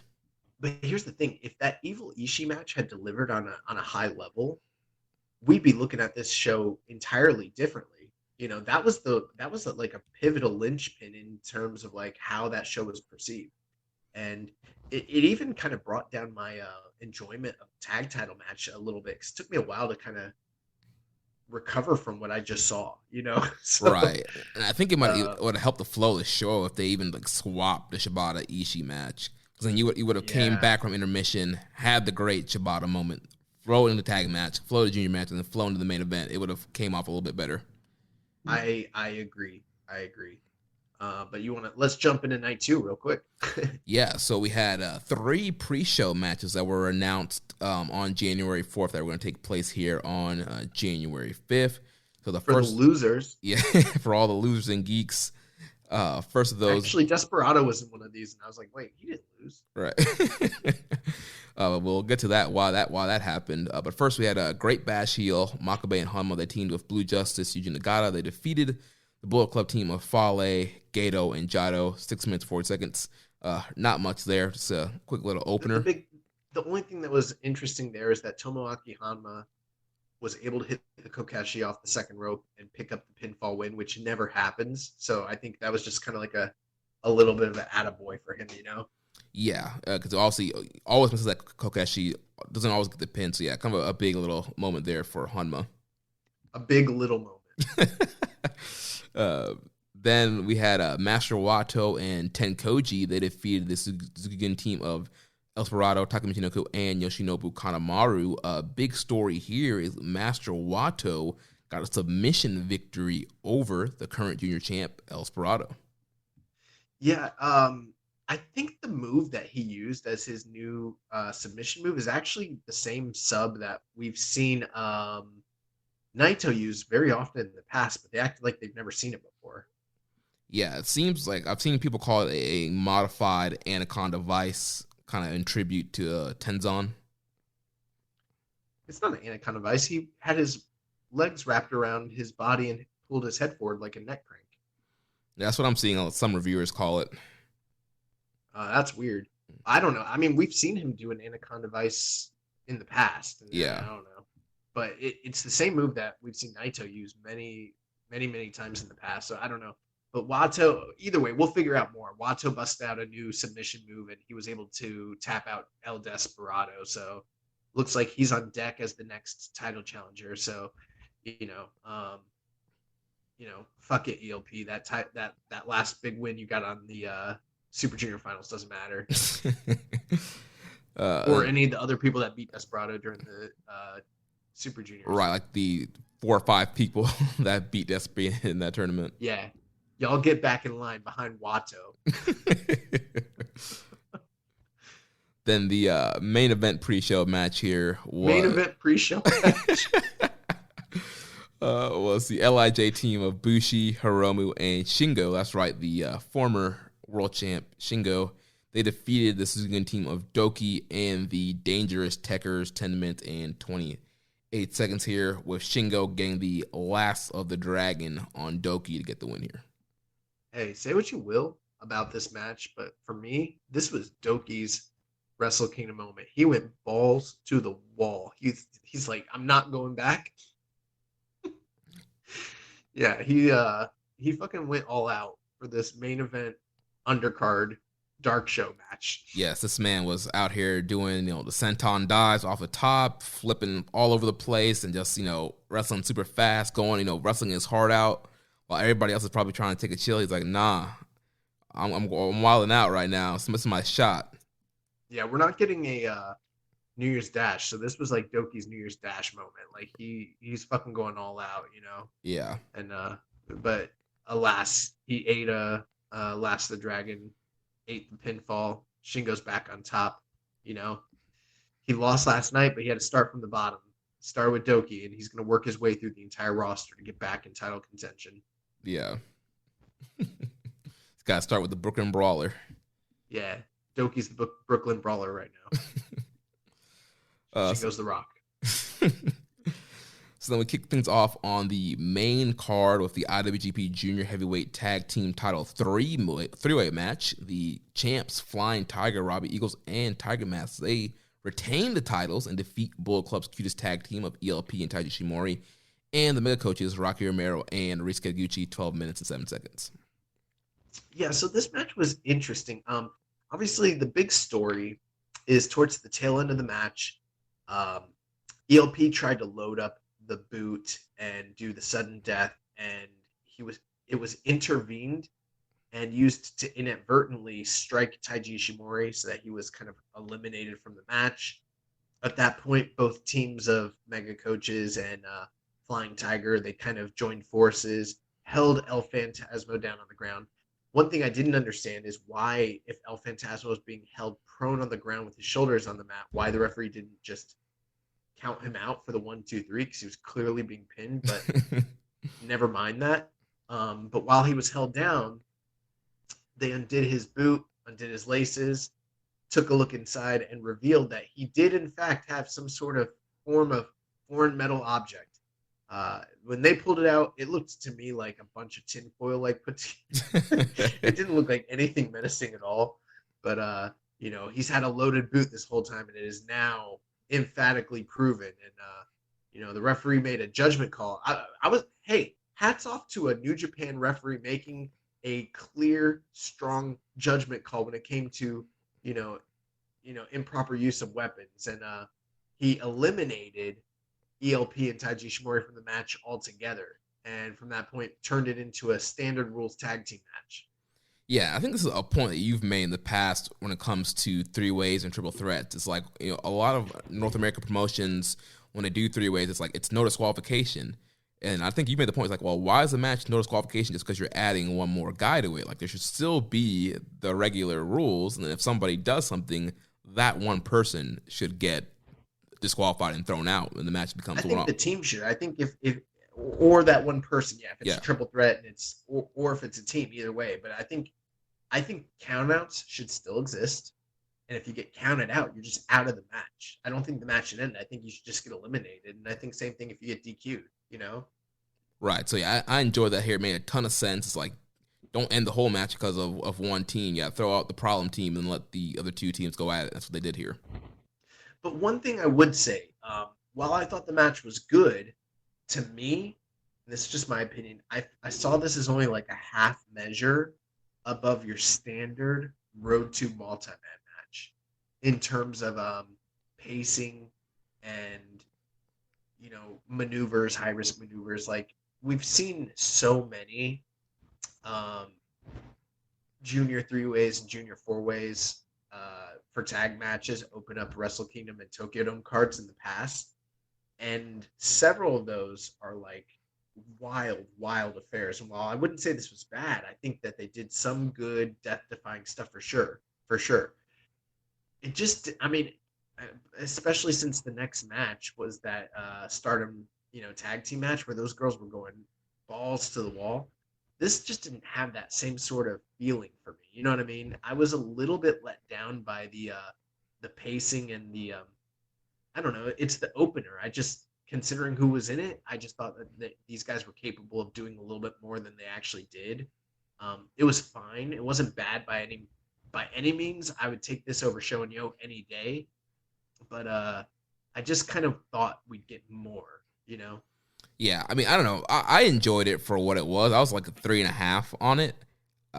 I thought these guys, they worked really hard. I thought Robbie Eagles especially was like the main workhorse. He was like flipping and flopping and flying all over the place and working really hard. And, they told a fun story. They paid off the year-long, sudden death storyline with a loaded boot. You had Rocky and Taguchi trying to become the 69 champions, but failing. Overall, I thought it was a lot of fun. Yeah, I thought it was fun. And, I agree with all those points. I just wanted more. Yeah. I don't know. When I see all these flippy dudes, I want more flips. Especially since they got smoked by these girls that came after them. I mean, smoked. But ultimately, Flying Tiger have retained. Really cool moment for Tiger Mask. You know, I didn't expect to see Tiger Mask, you know, retaining junior heavyweight tag team titles in the Dome in 2022. Also, I think a lot of people expected them to lose because Robbie Eagles has dates in Australia and that sort of thing, plus just the numerology of like the 69th title and Taguchi's history with 69.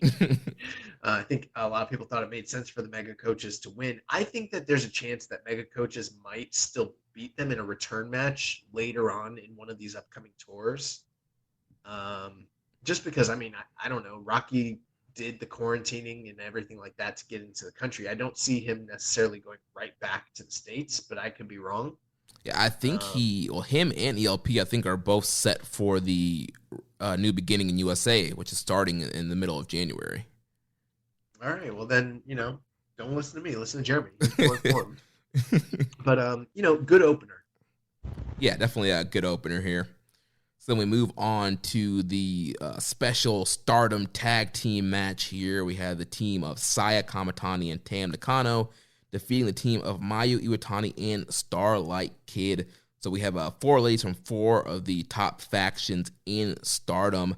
Mayu Iwatani representing Stars. Starlight Kid used to be in Stars, but they lost a match in June where the losing team would get to pick somebody from the other faction. They lost to Oedo Tai, so they picked Starlight Kid to join their group, and since then she's rocked the Oedo Tai colors. Rich calls her a terrorist now.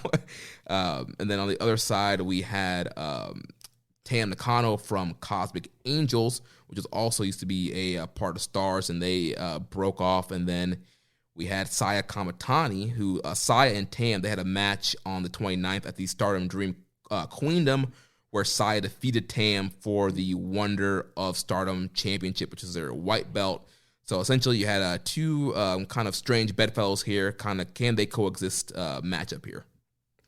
Yeah, and also sort of like a mother-daughter, mentor-mentee sort of situation. Mayu sort of being like the senior to Starlight Kid and their, I guess, history, and then similar situation with Tam and Saya. Tam sort of being the mentor to Saya. Is that correct? Yeah. Yeah.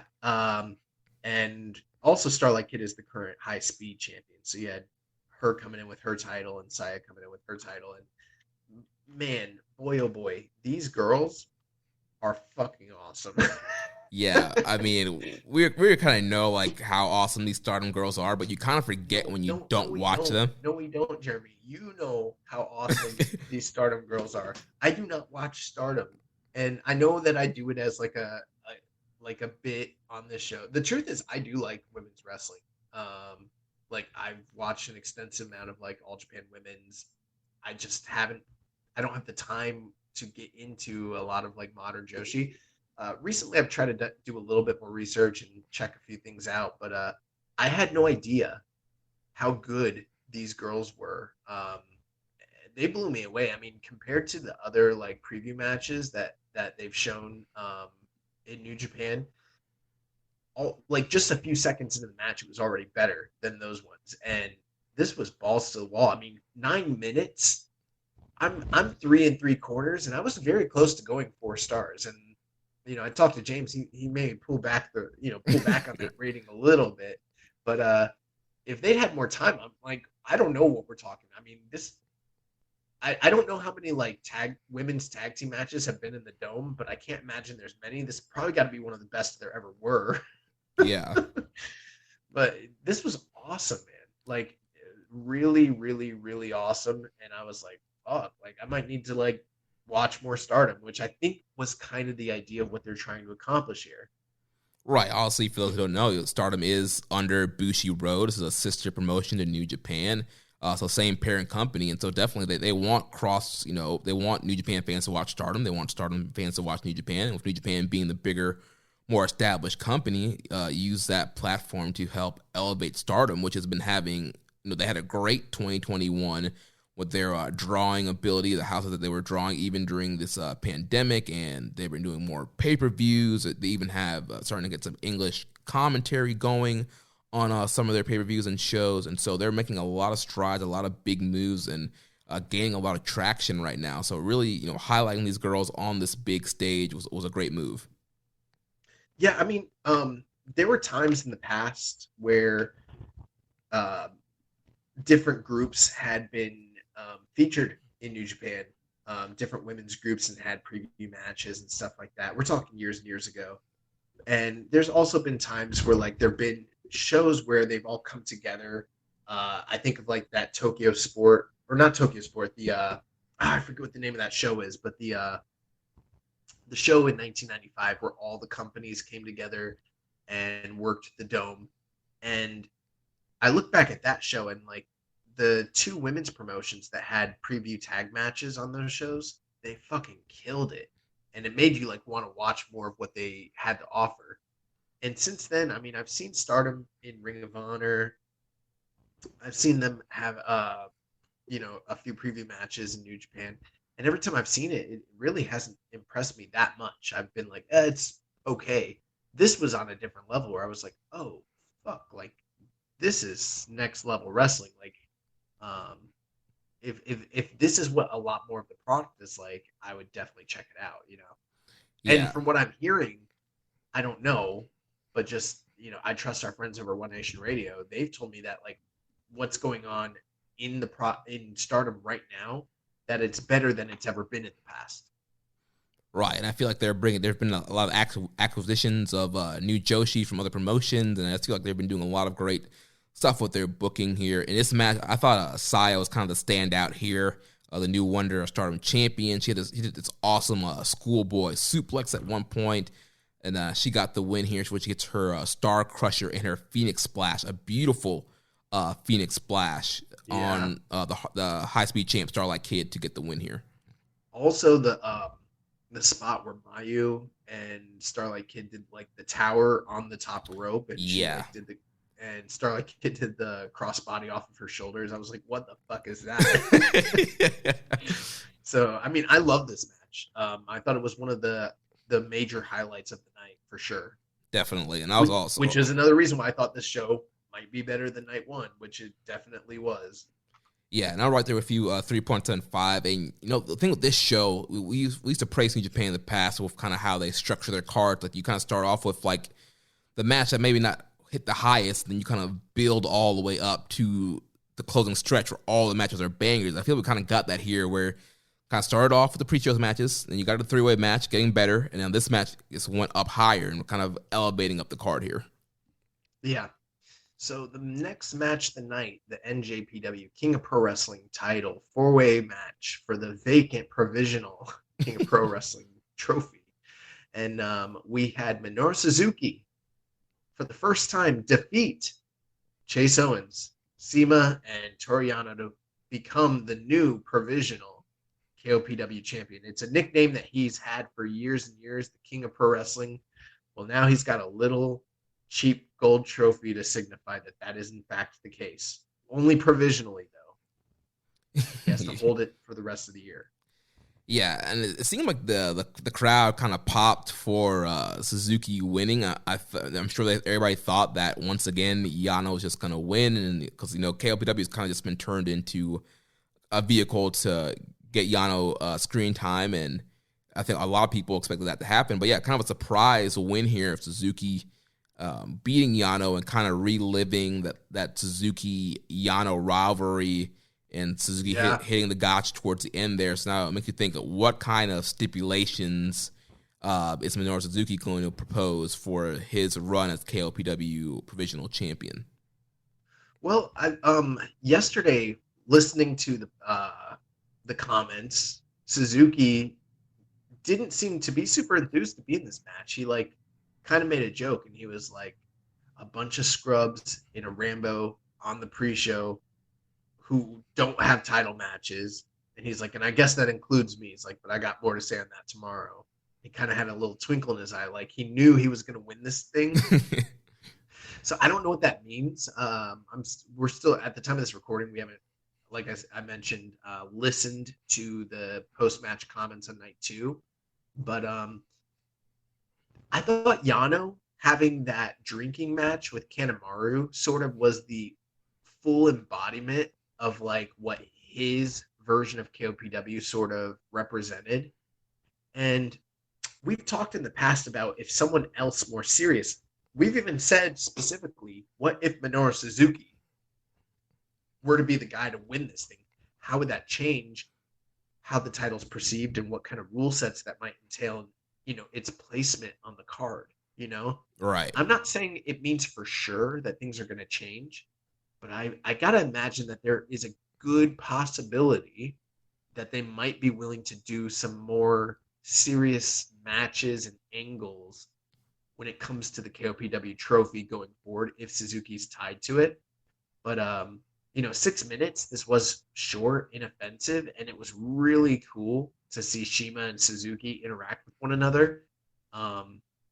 Plus with Suzuki kind of like doing some work over in GLEAT and his like, background and like shoot wrestling and everything like that. Shima being tied to GLEAT, like I don't know, the whole thing was just really kind of surreal and cool. And I'm kind of optimistic about KOPW for the first time in a long time. Right. We saw it during Suzuki's Never title run. I believe it was 2016, 2017. He did a lot of kind of stipulation matches when he was Never champ. He did a couple, Texas Bull Rope matches. He had the, the hair versus. Those sucked though. Okay, well, I didn't see those, but I know he did them. Oh, those are not good. That was a time where I was like, what the fuck are they doing? Him and Toriano had a bunch of he wrestled him and I think Elgin. He had a bunch of quote unquote death matches, but they were like a bunch of bull rope matches and a bunch of lumberjack matches, and they were all really, really, really bad. That was like one of the lowest points of Suzuki in New Japan. That was like right before they sent him away. Because I know that all kind of led into the Goto match, the hair versus hair match. Right. Yes, and that was awesome, but everything else kind of sucked. All right, so maybe we won't get, hopefully none of that bad stuff, and maybe more of the the Goto style matchups. Maybe we'll see. I mean, I would be all. Maybe Suzuki could just start having like, I don't know what kind of matches they might have. I'm still optimistic. I mean, there is a chance that it could suck because like that stuff you brought up, it's still out there. And I mean, if you think I'm wrong, go look at Cage Match. Go watch the matches are in the archives. They weren't good. Like at all. Yeah, maybe you could do like a blood sport type matchup. Right, that's what I was thinking. Like they could do stuff like that. And I thought like some of the matches they did last year, like the amateur rules match, and I thought the one bull rope match he had with Chase, I thought some of that stuff was, pretty good actually. But speaking of Yano, but I don't need Yano and Chase Owens to have I Quit matches that go 30 minutes or anything like that. Yeah. It'll be interesting to see what Suzuki ends up doing with it. I'm sure they're going to do something with him and Yano based off of what happened post-match where Suzuki continues to attack Yano, but Yano handcuffs Suzuki to the top rope and flees. So probably we'll have Suzuki or Yano as the first challenger, and maybe Yano will propose a handcuff stipulation to whatever Suzuki proposes.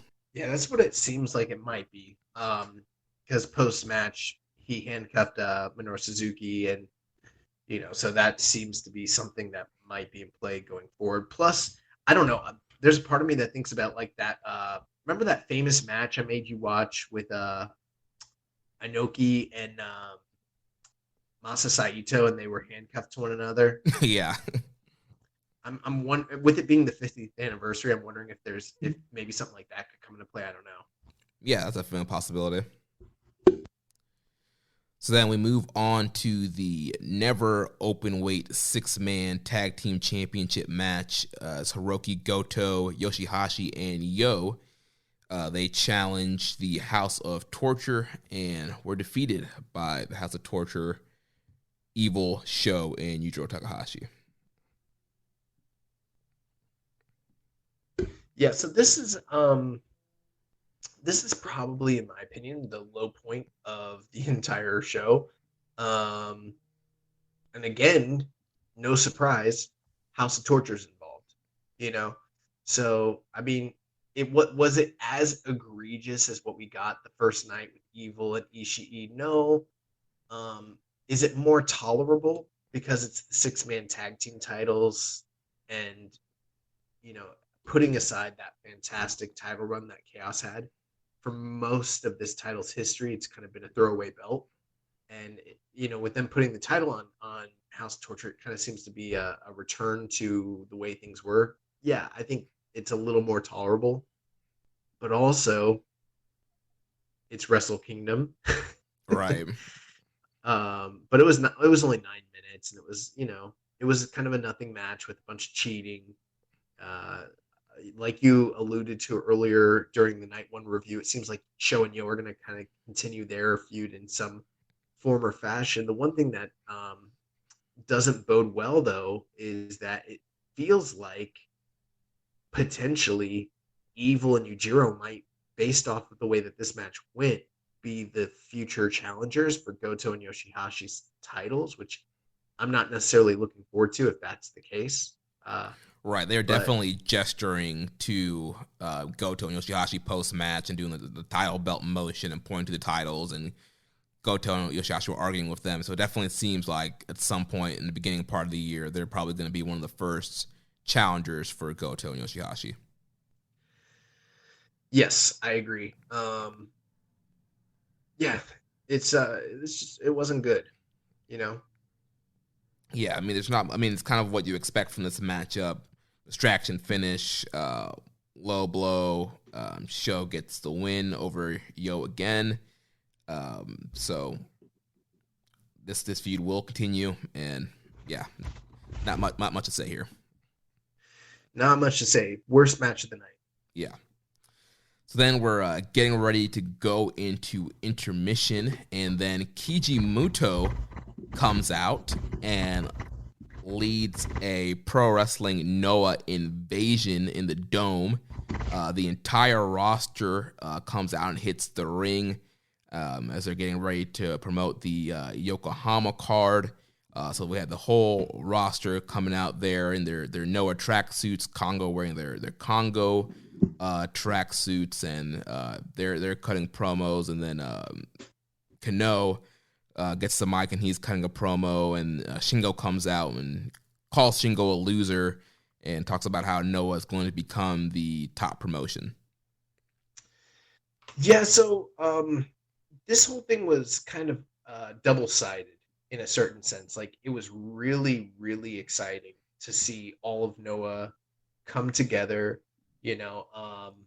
I did check out a little bit of the January 1st show, and Kiyomiya and Kino had a national title match that was like probably a match of the year contender. It was like blood, life and death, and Kiyomiya got knocked out in that match. And to kind of see those two guys stand together and put their differences aside, shake hands in solidarity in their war against New Japan, that was cool. Plus, you saw warring factions come together in an effort to usurp authority over New Japan. And then Muto's there, he's crying in the middle of the ring because he's in the Dome back in the cerulean blue mat and he's taking selfies with all his boys. Yeah, he pulls the phone out. That was really cool. But then the actual deliverance of everything, Shingo walked out and he was with Hiromu, and who else was he Bushi. with? Was it Bushi? Yeah. And they kind of they exchanged some words, but it wasn't much. And then they kind of made it seem like he almost felt like they got punked out, even though there was like 30 guys in the ring. What the fuck were the three of them going to do, Right, like I feel like they should have had like other members of New Japan roster who didn't have matches later on, like coming out too, and had like a big like confrontation. Maybe, but then the argument against that, and I've thought about that, is like it's literally in the middle of the show. There's still 4 matches to go. That's the kind of angle you would maybe want to do at the close of like a show, not like in the middle. Right, yeah. But I don't know. I kind of felt like maybe that is the way they should have closed the show, is like with the like a big Noah angle. I don't know. That also feels kind of like Western wrestling though too. So I mean, there is a part of me though that's like, well, maybe how everyone's been saying that this one show might not be a one-off, it might lead to other things down the line. That's possible. And maybe the interactions between Kano and Shingo and, the stuff with Congo kind of being like rivals with LIJ might actually lead to something else down the line. That could be really cool. And if this is the start of that, I'm all for it.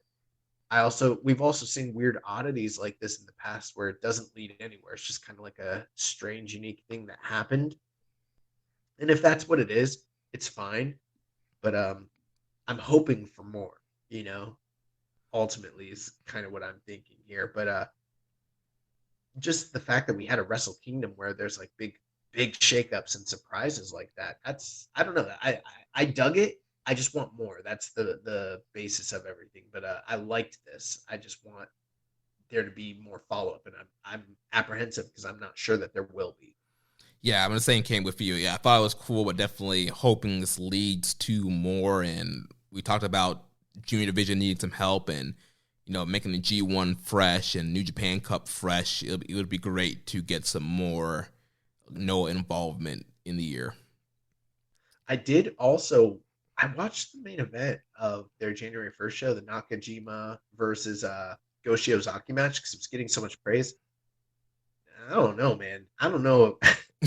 I might need to watch a little bit more Noah, but I thought the match was really overrated. Yeah, I haven't seen the match out. I need to check out some stuff from Noah from that show, but yeah, I mean, you have to check it out. I mean, it was very violent, but it was slow. I mean, it was really slow, and it was very monotonous, and then it just kind of ended. I don't know. I think I'm used to a different style working, but we'll see. I'll check out some more of their stuff as time goes on, maybe. So then going from that invasion, we went to intermission, and we got the announcement of some of the big events coming up in 2022. So the New Year's Golden Series is going to be a month-long tour happening January 20th to February 20th. It'll start off in Korakuen Hall. And then some of the bigger events happening in that Golden Series, February 11th in the Zabio Arena Sendai. There's going to be a big New Year's Golden Series show there. And also Sunday, February 13th in the Edion Arena, Osaka. And then after that, February 19th in Hokkaido Prefectural Sports Center. And Sunday, February 20th, also in the Hokkaido Prefectural Sports Center. There'll be back-to-back New Year Golden Series big shows there. Then on Tuesday, March 1st, the 50th anniversary show will be happening in the Nippon Budokan. And then Wednesday, March 2nd, the New Japan Cup will kick off in the Nippon Budokan. And the finals, the last two nights will be in Osaka Castle Hall. And so the finals will be Sunday, March 27th. Then on Saturday, April 9th, there's a Untitled Sumo Hall show. Sunday, May 1st, there's going to be Wrestling Dantaku in the PayPay Dome, and they showed some historical footage from some New Japan events that happened in that arena. And then Sunday, June. I know that as the Fukuoka Dome. Right, yeah, formerly known as the Fukuoka Dome. And then the last one, Sunday, June 12th, there will be an Untitled event in Osaka Castle Hall. So not the I wouldn't call this necessarily the most ambitious, schedule they've ever done. I think a couple years ago, when just prior to the pandemic occurring, was probably a little bit more ambitious than this comes across. But with it being the 50th year, with them working with other companies, and with the prospects of things maybe getting better when it comes to COVID, I think this is all very, very exciting news. The idea that they're going to run the Fukuoka Dome for the first time in, man, I can't even remember. That's something that's been talked about for quite a while, and I think that that's really, really, really exciting. I think this is all good news. I mean, I love New Beginning, and we're not going to be getting the New Beginning Tour. I think we're just kind of, the Golden Series is pretty much New Beginning Tour. They're just renaming it essentially, but it looks like we're getting 4 big shows out of that, as opposed to your traditional 2 or 3. And it looks like New Japan Cup is set to be a awesome series of events, and then some other big Osaka-jo Hall, Sumo Hall shows, Zebu, all that. Then the Fukuoka Dome. I mean, we're getting another dome show in the middle of the year for Dontaku, which means Dontaku is going to be a big deal this year. Probably more comparable to like a Dominion level style show. A lot of the way that this is paced is more reminiscent and similar to some of the scheduling that New Japan used to do of yesteryear. So I think a lot of that does have to do with it being a 50th anniversary year. That kind of makes sense to me. The one big noticeable glaring omission is that they didn't mention Super Juniors, which means Super Juniors will probably be back in November, December-ish time period if G1 is going to happen on the same schedule it normally has. Yeah, we'll have to see. I mean, the only date they announced for May was that Dontaku show in the Fukuoka Dome, which is May 1st. So maybe between then and Dominion, maybe they could run a Super Juniors tour. That'd be ideal. But I guess we'll have to wait and see with the rest of the schedule. I'm sure they're probably still trying to figure things out as restrictions and protocol change with COVID and who they can bring in, who they can't bring in. I'm sure that they're still kind of waiting on that as well. That's what I was thinking too, because I mean, if things open up and get better, and then they can make some announcements, that's great. But if they haven't made any announcements and they can kind of hold some of that off till later in the year when things are even more open, so they've got options there. Yeah, and with Dontaku, Chris Charlton mentioned on commentary, Dontaku has always been one of those events that kind of sells out very quickly. And even in the COVID era, last year we had the Ospreay Shingo matchup that sold out very quickly with the limited amount of capacity they had. So there was a lot of interest in that match and in that event. And so in a bigger setup here for Dontaku, and it's only one night. We don't have 2 nights of Dontaku, so I feel like we're going to get That's a good sign too. Yeah, get a super card for that show. The last thing I'll say about the scheduling announcement, just aside from the general anticipation and excitement of it all, we don't know what the next year holds. The company doesn't know what the next year holds, but they're booking some larger buildings, and I think that's a smart move because hypothetically, let's say if we're still in lockdown and there's a lot of parameters still in place. I hope that's not the case, but if it is, and they're at limited capacity, well, they've maximized what they can do in bigger buildings at that point. So from a business perspective, that's probably better than us having to endure a million Road to shows and a million, Cork and Hall shows. And I'm sure we'll still get some of that, but maybe not as much. Yeah, that'd be great. The vice versa, though, is if things open up, they've got the buildings booked.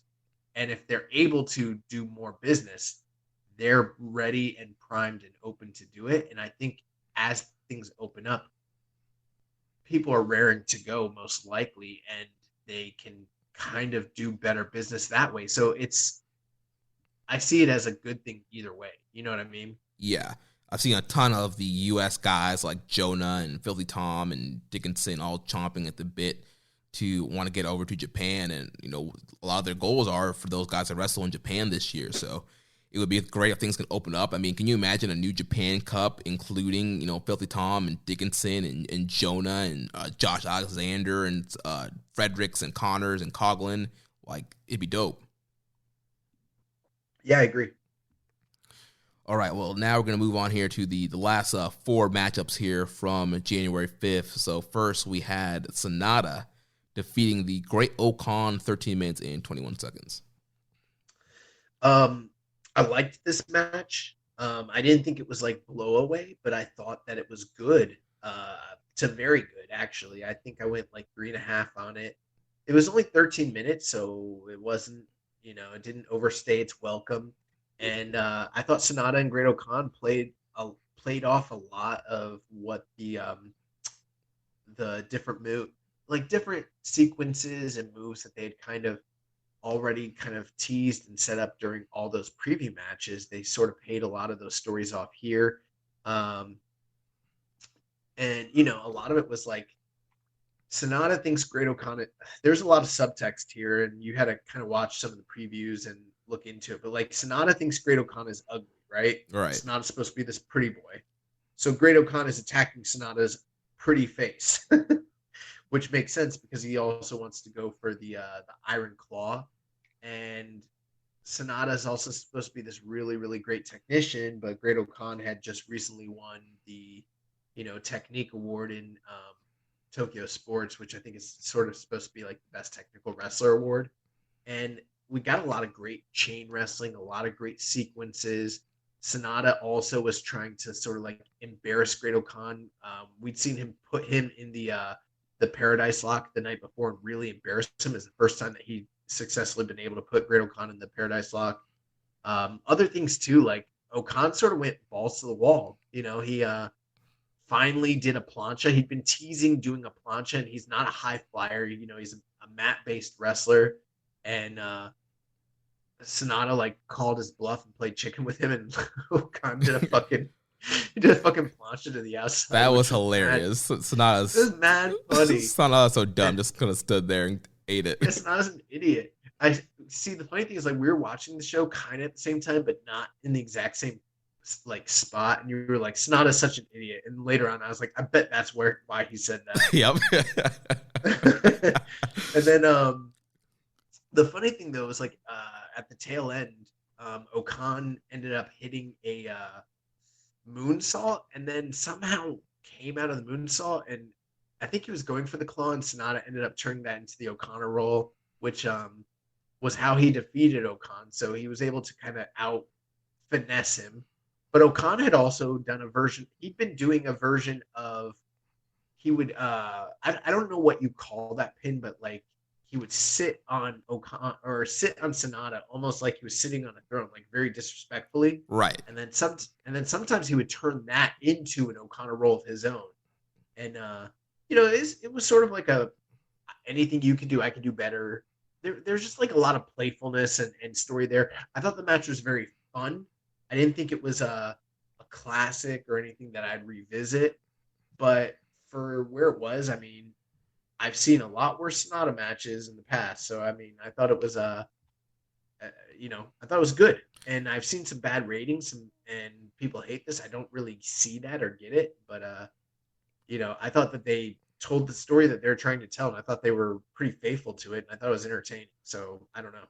Yeah, I'm sure the low ratings and hate comes from people just hating the great Okada. And, Dave's out there always talking about how horrible and Alvarez, how awful the great Okada is and how much he sucks and how much the gimmick sucks. So I'm sure a lot of, popular perception of the great Okada plays into that. But we've been on the show defending Okada. I think he's a great worker.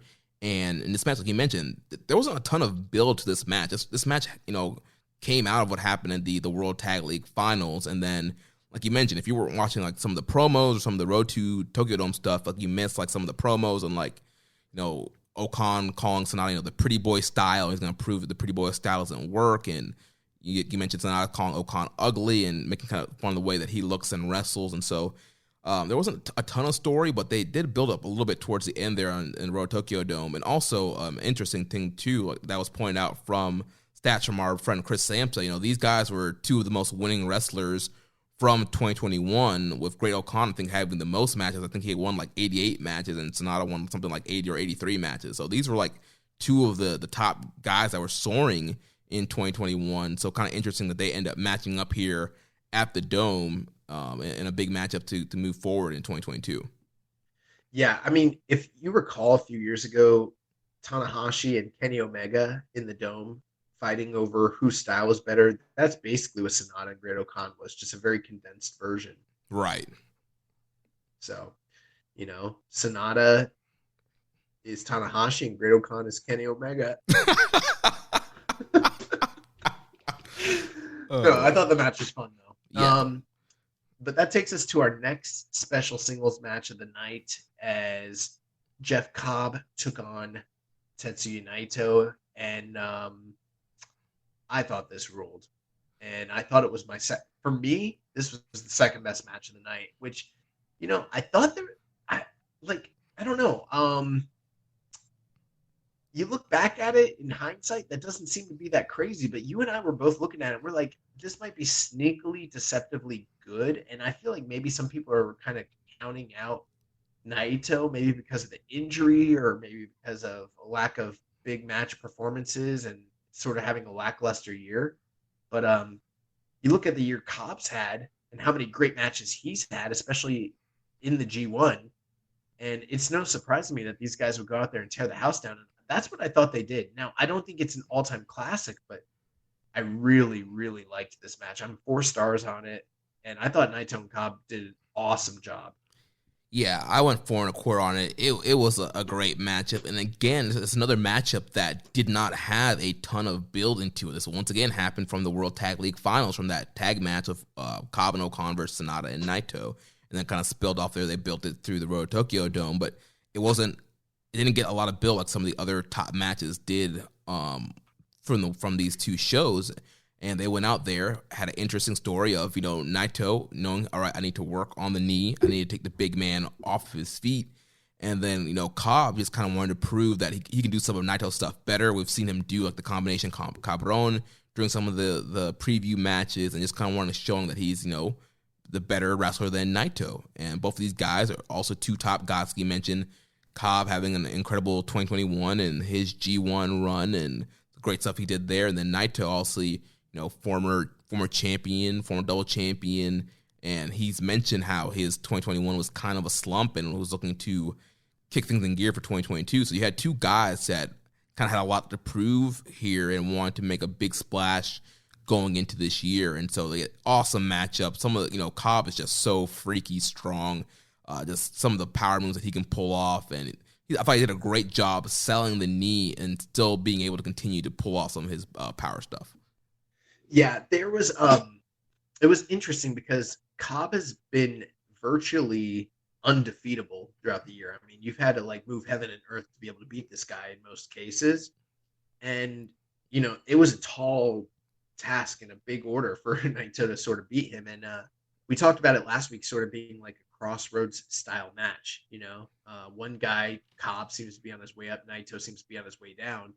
And, Cobb has never had a big win like this in the Tokyo Dome before. Naito's looking to kind of change his fortunes, get back in that win column, and move forward. And his goal for 2023 is to be on the January 4th Tokyo Dome main event show, which means he's got to have an incredible year this year if that's even going to be feasible for him to do that. And he wanted to turn Cobb into a stepping stone. And you look at how Cobb's been sort of insurmountable. How's Naito going to do that? And he started kind of playing word games and mind games with him and saying well, Cobb is really good. He's had a great year, but he's stealing from everybody that he beats. And there is some truth to that. I mean, he was stealing some of Naito's mannerisms and moves. We saw him steal the Aloha Maker and, steal the Kabagoye. And I think it's almost kind of playing into the insecurities, kayfabe speaking, of course, of Jeff Cobb, in that okay, he's become this monster, but why is he still focusing on the wrestling of his opponents and not focusing on being the best Jeff Cobb that he can be? And then Cobb's wondering I wonder what does he mean by that, Right. And it kind of set up an opportunity for Naito to find this weakness in his legs and in his knees. And that was kind of the story here. And I'm not always a big proponent of limb work or a limb selling style match, but they went out there and had a really good physical match. And I mean, not to say, obviously Naito's he's an all-time talent, but he hasn't had the best in-ring year, and Cobb has. And I felt like Cobb brought him to another level. This is probably, at least definitely since the Sabre match, the best singles match Naito's had in wrestling. And there was some stuff I really, really loved here. I mean, he roughed up Cobb. He had to get physical. Cobb was bleeding. There was one point where Cobb went for the fucking tour of the islands, and Naito's counter of that into that knee submission was like it was so awesome, and it played off the story so well. And when he finally was able to like overcome Cobb, he hit him with the Northern Lights bomb, and then the Destino, and I was like, damn, that was an awesome match. 15 minutes. I'm easily 4 stars on the shit. I could maybe go 4.25. I thought it was the second best match of the night. That was awesome. Yeah, great matchup. I also loved Cobb countering Naito's Frankensteiner into a powerbomb off the top. That looked brutal. Oh, that was nasty. Like, and he didn't do the whole, like, we've seen the thing where guys will do the Frankensteiner and they try to go into the, like, Frankensteiner, they get caught and they pause and then they get, like, hoisted up and then power bombed. They didn't do that. Like, he's setting up for it, and, like, Cobb's like, fuck that. Hold this. Bow. Just lays him out. And I was like, damn. Yeah, bro, Jeff Cobb he's something else, man. Yeah, dude. This freak athlete. He's a freak athlete. Now, his promo the night before was horrible. His promo was horrible. Like, he should really, I don't know how you work on that. I don't know if you need to go like to Toastmasters or study more tape or work with a coach, maybe acting class, something, but like that's his one glaring, really it's his one real glaring hole. Other than that, like he's fucking phenomenal. But there was a funny point. I wanted to bring this up. So Naito's music is like playing and Cobb's in the ring and he's like bopping his head. Yeah, Cobb was vibing to it. Cobb was vibing to the Naito theme song, which like on one point you'd be like that's out of character, but like with the amount of like sort of like I don't know, parody and almost sort of like clowning that like Cobb did to Naito, it sort of fit the match. But I bust up laughing when like they like zoomed in on him and he's like bopping his head and he's vibing to the music. Yeah. And also I want to point out, we didn't really talk about Naito's gear, his ring gear. He had a new ring jacket that looked pretty cool. He's got a new ring jacket.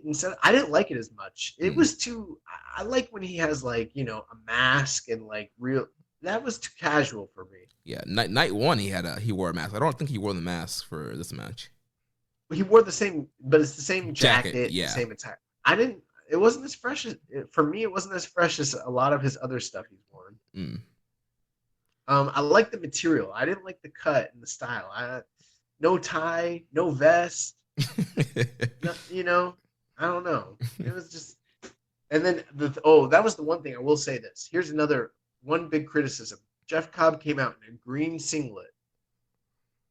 Dog, it's Wrestle Kingdom.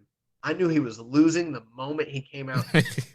There were Sonata came out in new, like that's the other way I knew that this was the real night of Wrestle Kingdom, was like a lot of people wore their old shit for January 4th. And then on January 5th, like everybody was busting out like the new hot shit. Like even like Eagles came out with like a new mask. Tiger Mask had new gear. Bull Club's Cutest Tag Team had new gear. Like, oh yeah, so many. ELP's lineup jacket said Robbie Eagle sucks on the back. Like there were so many guys that were like doing new stuff. Even Sonata had the old gear on January 4th, and they came out with the new hot gear. And we know he's going to wear that same gear for the whole entire year. He's never going to change it. But Okada had, like everybody. Yeah. Jeff Cobb comes out in the green Suplex United Empire gear that he came out with like last year, and I was like, damn, I know he didn't invest any money because he knew he was losing this shit. Even if you're gonna lose, you gotta like, I'm not saying come out in the all white, save that for when you're gonna like win the title, but like come out, like get a new fucking singlet, Right, do like a new color pattern or something. Something is Wrestle Kingdom. This man came out in the same old shit, and I was like, oh fuck, I was wrong in the predictions. Naito's beating him. Yeah, I kind of like Chris's booking last week of all United Empire winning, leading to Ospreay losing, but they all lost it didn't here. Work out that way. A bunch of fucking losers. So let's move on to the semi-main event here for the IWGP United States Heavyweight Title. No disqualification match. The ace, Hiroshi Tanahashi, does it again. He defeats Kenta 22 minutes and 40 seconds. So, the good. Tanahashi's gear, hard as fuck. Kenta's gear, even harder. I've never seen this man come out in all white like that I can recall. Yeah, that was fresh. It was fresh. They had a 22-minute, 40-second no DQ match. There was a lot of plunder. They hit each other really hard. Kenta has marks all over his body. But I will tell you this, I am not a fan of this match. The three things I liked. There was a really crazy spot where Kenta put Tanahashi through the table off the ropes using a Falcon Arrow. That spot was crazy. That was nuts. That spot was crazy. And then towards the tail end of the match, Kenta pulled out one of the tallest ladders I think I've ever seen. Ever. I mean, like, it was so tall that he had to assemble it. Ladder had, yeah, he had to assemble it. It had special gimmicks. Normally, you know, like in the US with a tall ladder, you know, there's like the little like brackets. You go pop, pop, and that's it. This thing you had to unscrew them, walk them over, screw them again. There was 4 of them. Like, it was pretty like serious. You know what I mean? Mm-hmm. And then this is at the tail end of the match. Like, he's getting ready to do whatever he's going to do. I think they were teasing that he was going to do probably the double stomp off the top. Yeah. And Tanahashi gets up. He starts shaking that shit. Now, a lot of the Japanese ladders I've noticed, they are not constructed firmly the way that, like, I think that US wrestling companies, especially WWE and AEW, I think they actually like get custom built ladders because they don't look like any ladders that I've ever used. Like, right, because I've never seen a double-sided ladder like in Home Depot. Right, exactly. So I think that theirs are made for the frames of guys that are like 300 plus pounds. You know what I mean? Right. People that live in Japan are not generally speaking the same kind of size as just your average American, much less like an American pro wrestler. Every single time New Japan has a ladder, they are so fucking flimsy. They look like they're made out of like sheet metal. Like, I'm like, what is that?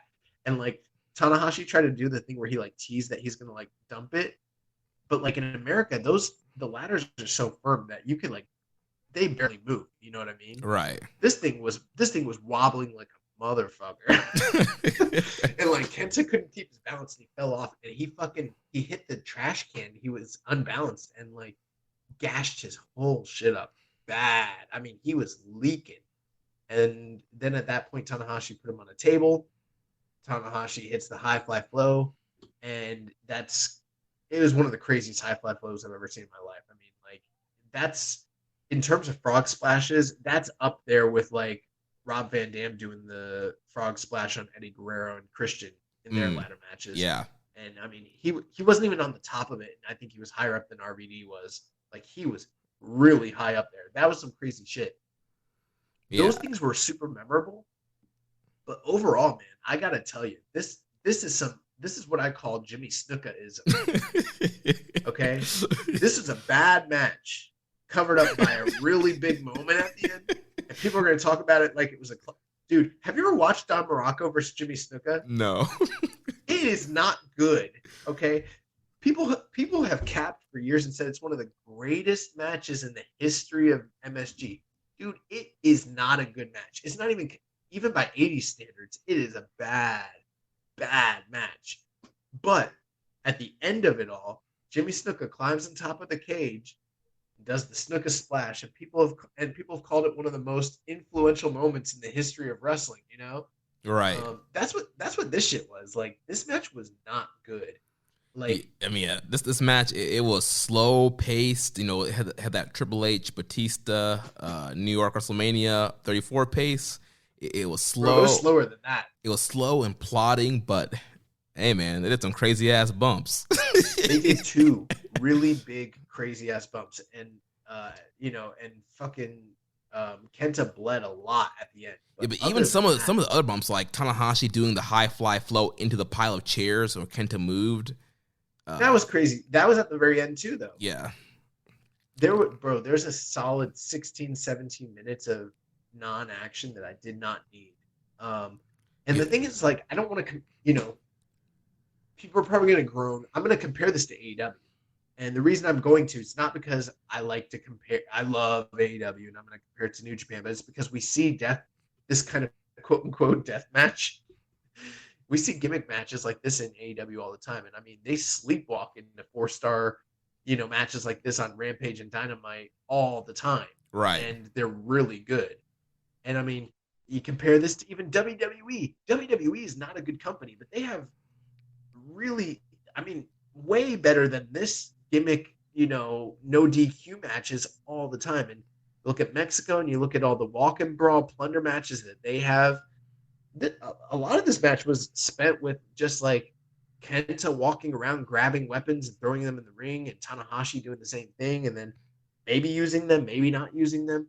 Like, I'm a big fan of the Bryan Danielson philosophy of weapons matches where you don't need to throw a bunch of shit in the ring. You just literally organically grab what's near you and use it and work it into the story of the match. You know what I mean? Right, like still have a wrestling match, but then as you're brawling outside, oh, there's a chair, let me grab that. Oh, Exactly. I'll pull a table out because I'm out by the apron instead of I've never loved when guys go into the ring, grab 6 or 7 things and toss them in. I'm like, ugh, that's one of the worst tropes in the history of wrestling. If I could get rid of a trope in wrestling, that is something I'd get rid of. ECWism. It's not even ECWism. They didn't do that much. Like, it's, I don't know, WWEism. It's that hardcore matchism. Yeah. But also Tanahashi touched a fucking guitar in this match. Tanahashi should never touch a real guitar ever in his entire life. You know how offensive that was to me? Yeah.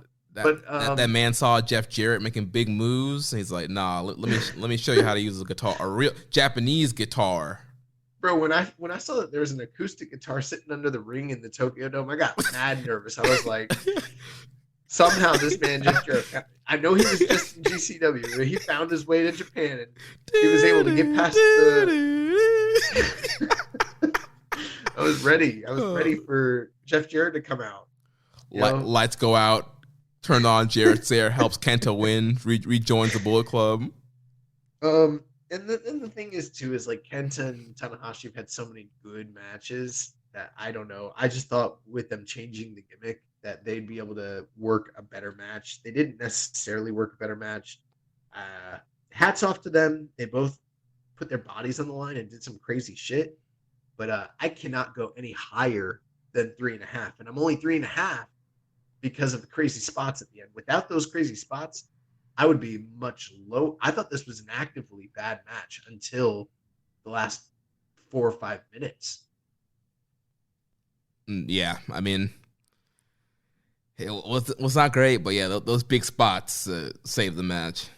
Oh, and not only that, but like if you look online, people love this match. They love it. It's crazy, dude. I don't know. It's snookerism.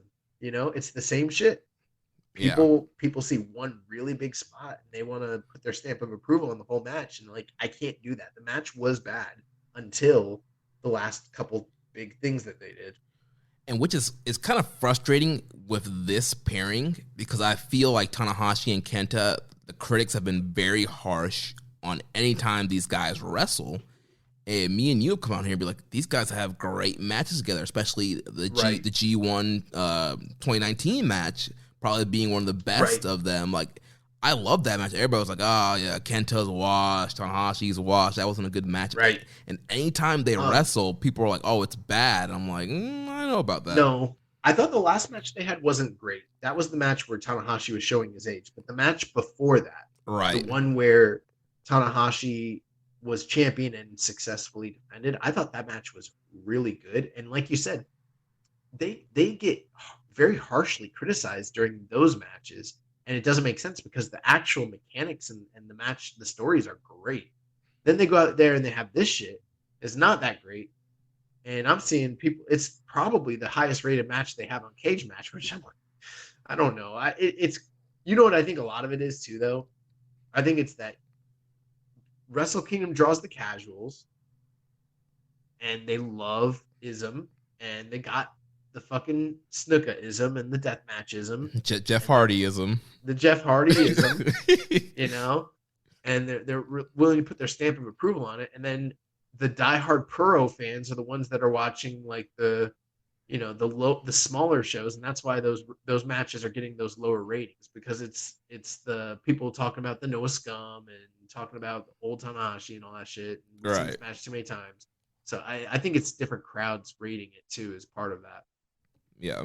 I'll be interested to see what Dave thinks about this, whether he's swayed by the allure of the big of the blood and the big ladder at the end versus what we got for the majority of the match. Yeah, definitely interesting to see his takes and ratings on that.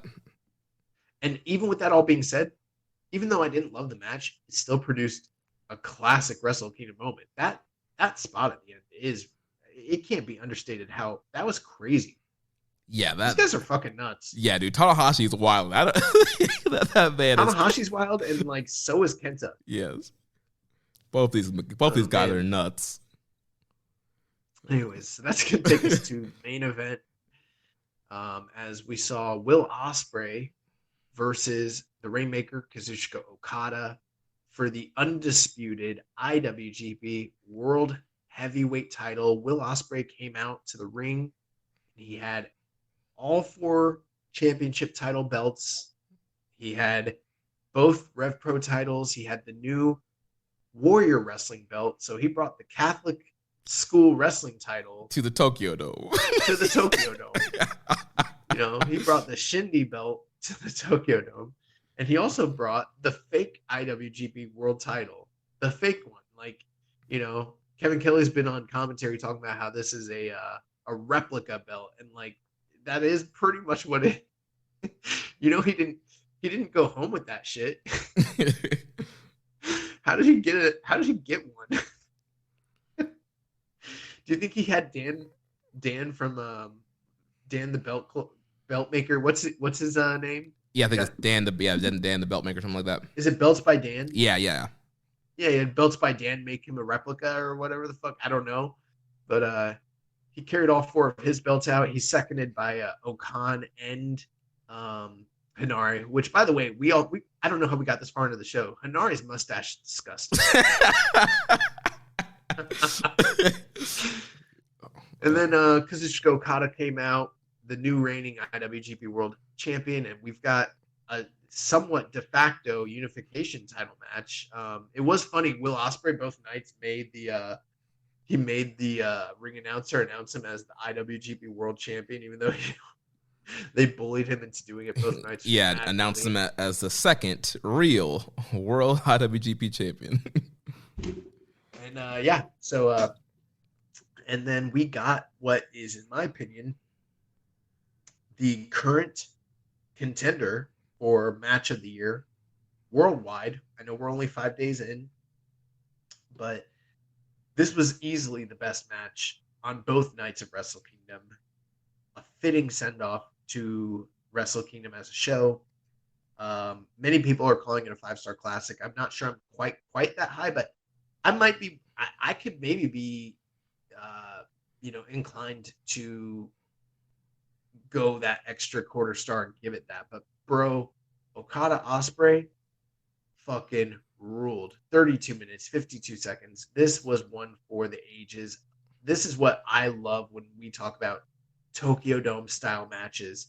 It was incredible. Jeremy, your thoughts? Yeah, dude, this match was absolutely incredible. Probably the best Ospreay Okada singles match yet. Before I talk about the match, I gotta talk about the entrances real quick. Ospreay had a remixed version of his United Empire music, a special entrance video that showed all the people he beat in his quote-unquote real world title defenses. Carl Fredericks, Scotty Davis, and all the people he beat defending the real world title came out. Entrance gear was fresh. His in-ring gear was fresh. And, of course, Okada, once again, with the Inoki tribute gear on. And, yeah, these guys just went out here and just had an absolute barn burner, just playing off so much of their history that is 70 years in the making when these guys first faced off and Okada wanted Ospreay to join Chaos. just so much the sequences and the spots, like, oh my god, like all this incredible things they did in this match. It was nuts. So let me give you a little bit of a refresher here. So the first time that these two ever faced off in singles action was in Rev Pro in 2015. That was the match where Will Ospreay impressed Okada enough to kind of convince him to bring Will Ospreay to New Japan, talk him up to officials, and kind of get him the tryout matches that eventually got him signed to the company and got him in Chaos and everything like that. From that point forward, they had a couple matches. One on March 6th, 2018. I believe that was the match that they had when it was junior champion versus heavyweight champion for the anniversary show. Mm-hmm. They wrestled again on March 20th, 2019. That was a New Japan Cup match when Will Ospreay was junior champion, or no, I'm sorry, never champion, I believe. And he was doing the, kind of flirting with heavyweight, doing the never, or he was in the New Japan Cup that year. And then in July of that year, July 2019, they had what is generally considered the best singles match between the two of them in the G1. It was like night 7. Will Ospreay was again the reigning current junior champion, and Okada at the time in the 2019 G1, I believe he was the world champion or the IWGP heavyweight champion. And it was like the one time that people were actually believing that a junior champion might beat a heavyweight champion because it was the G1. That's the match that Dave gave 5 3/4. It's got 9.34 on Cage Match. And that's the one that like people really, really, really liked. The next year, October, they wrestled again in the G1. This is the match where this was the G1 finals where Will Ospreay turned on Okada, finally beat Okada for the first time ever. It's a good match, but it's kind of marred by the controversy of all the run-ins and everything like that. And then last year on January 4th, they had the first truly definitive heavyweight versus heavyweight match between the two of them in the Tokyo Dome. That's another match that Dave went over 5 stars. He went 5 1/4 at that time. That one's got 9.20 on Cage Match. Currently speaking, this match has 9.23, so it's a little bit higher rated currently than last year's January 4th main event or match between them, but it's a little bit lower rated than the famous 2019 G1 match. For my money, for me, I think this is much better than that G1 match that they had in 2019. And I've always felt that match was a little bit overrated. But this was one where it just blew me away. It blew me away from a sequencing standpoint, from a pacing standpoint. Will Ospreay, as a heavyweight, he's still phenomenal, and he's still, he's the best in the world, probably. Yeah, and he's still doing a ton of like his junior spots. There was a great call, but he's done a lot less of it. That was the point I was gonna make. He's done a lot less of it in his current iteration. He's definitely toned that down. But in this match, bro, he was fucking pulling out all the junior stops, and I was like, that's what I was like. Oh my god, like this dude's going for it. Like he's trying to like show the world like he can still do this shit if he wants to. Right. There was a call back to the Wrestle Kingdom a couple years ago, the 4-way where he did the moonsault off of the structuring there. He did that to Okada in this match off the lightning rig. It was a great spot where he goes for the Sasuke special, but then Okada catches him and then tombstones on the outside. That was nuts. That's one thing I loved was how many times these guys were able to counter one another. Up until that 2019 G1 match, I felt like almost every match they'd ever had with one another was, while they were all great matches, they were all also kind of disappointing from a standpoint that these are two of the best guys in the world, and they'd never really had that truly, truly epic classic. This is the first time, in my opinion, that they've really done that. I like this way better than last year's Tokyo Dome match. I liked it way better than that 2019 G1 match. I thought that I think this is going to be a really tough match to beat for match of the year just across the board. It might get beat, but it's definitely going to be in the conversation. towards the tail end, dude, like Okada kept countering. Like, oh, when Okada hit him with the fucking Stormbreaker. Stormbreaker, I lost my shit because that's not even an easy move to do for it. Like, it's one thing. Like, I can do I think most people can do a Rainmaker. It's basically a spin out short arm clothesline, but like that Stormbreaker is not an easy move to do to anybody. Like when Okada hit Osprey at that, I was like, oh fuck, and then Osprey hit him with a Rainmaker, and these guys were stealing each other's moves, and yeah, there was a Spanish fly reversal out of the Rainmaker. Yeah, he tried to Osprey with the Rainmaker. He did a Spanish fly, and I was like, I've never seen anyone else do that counter to Okada's Rainmaker. Will might have done it in the past, but I don't remember. And I was like, damn, that's really good.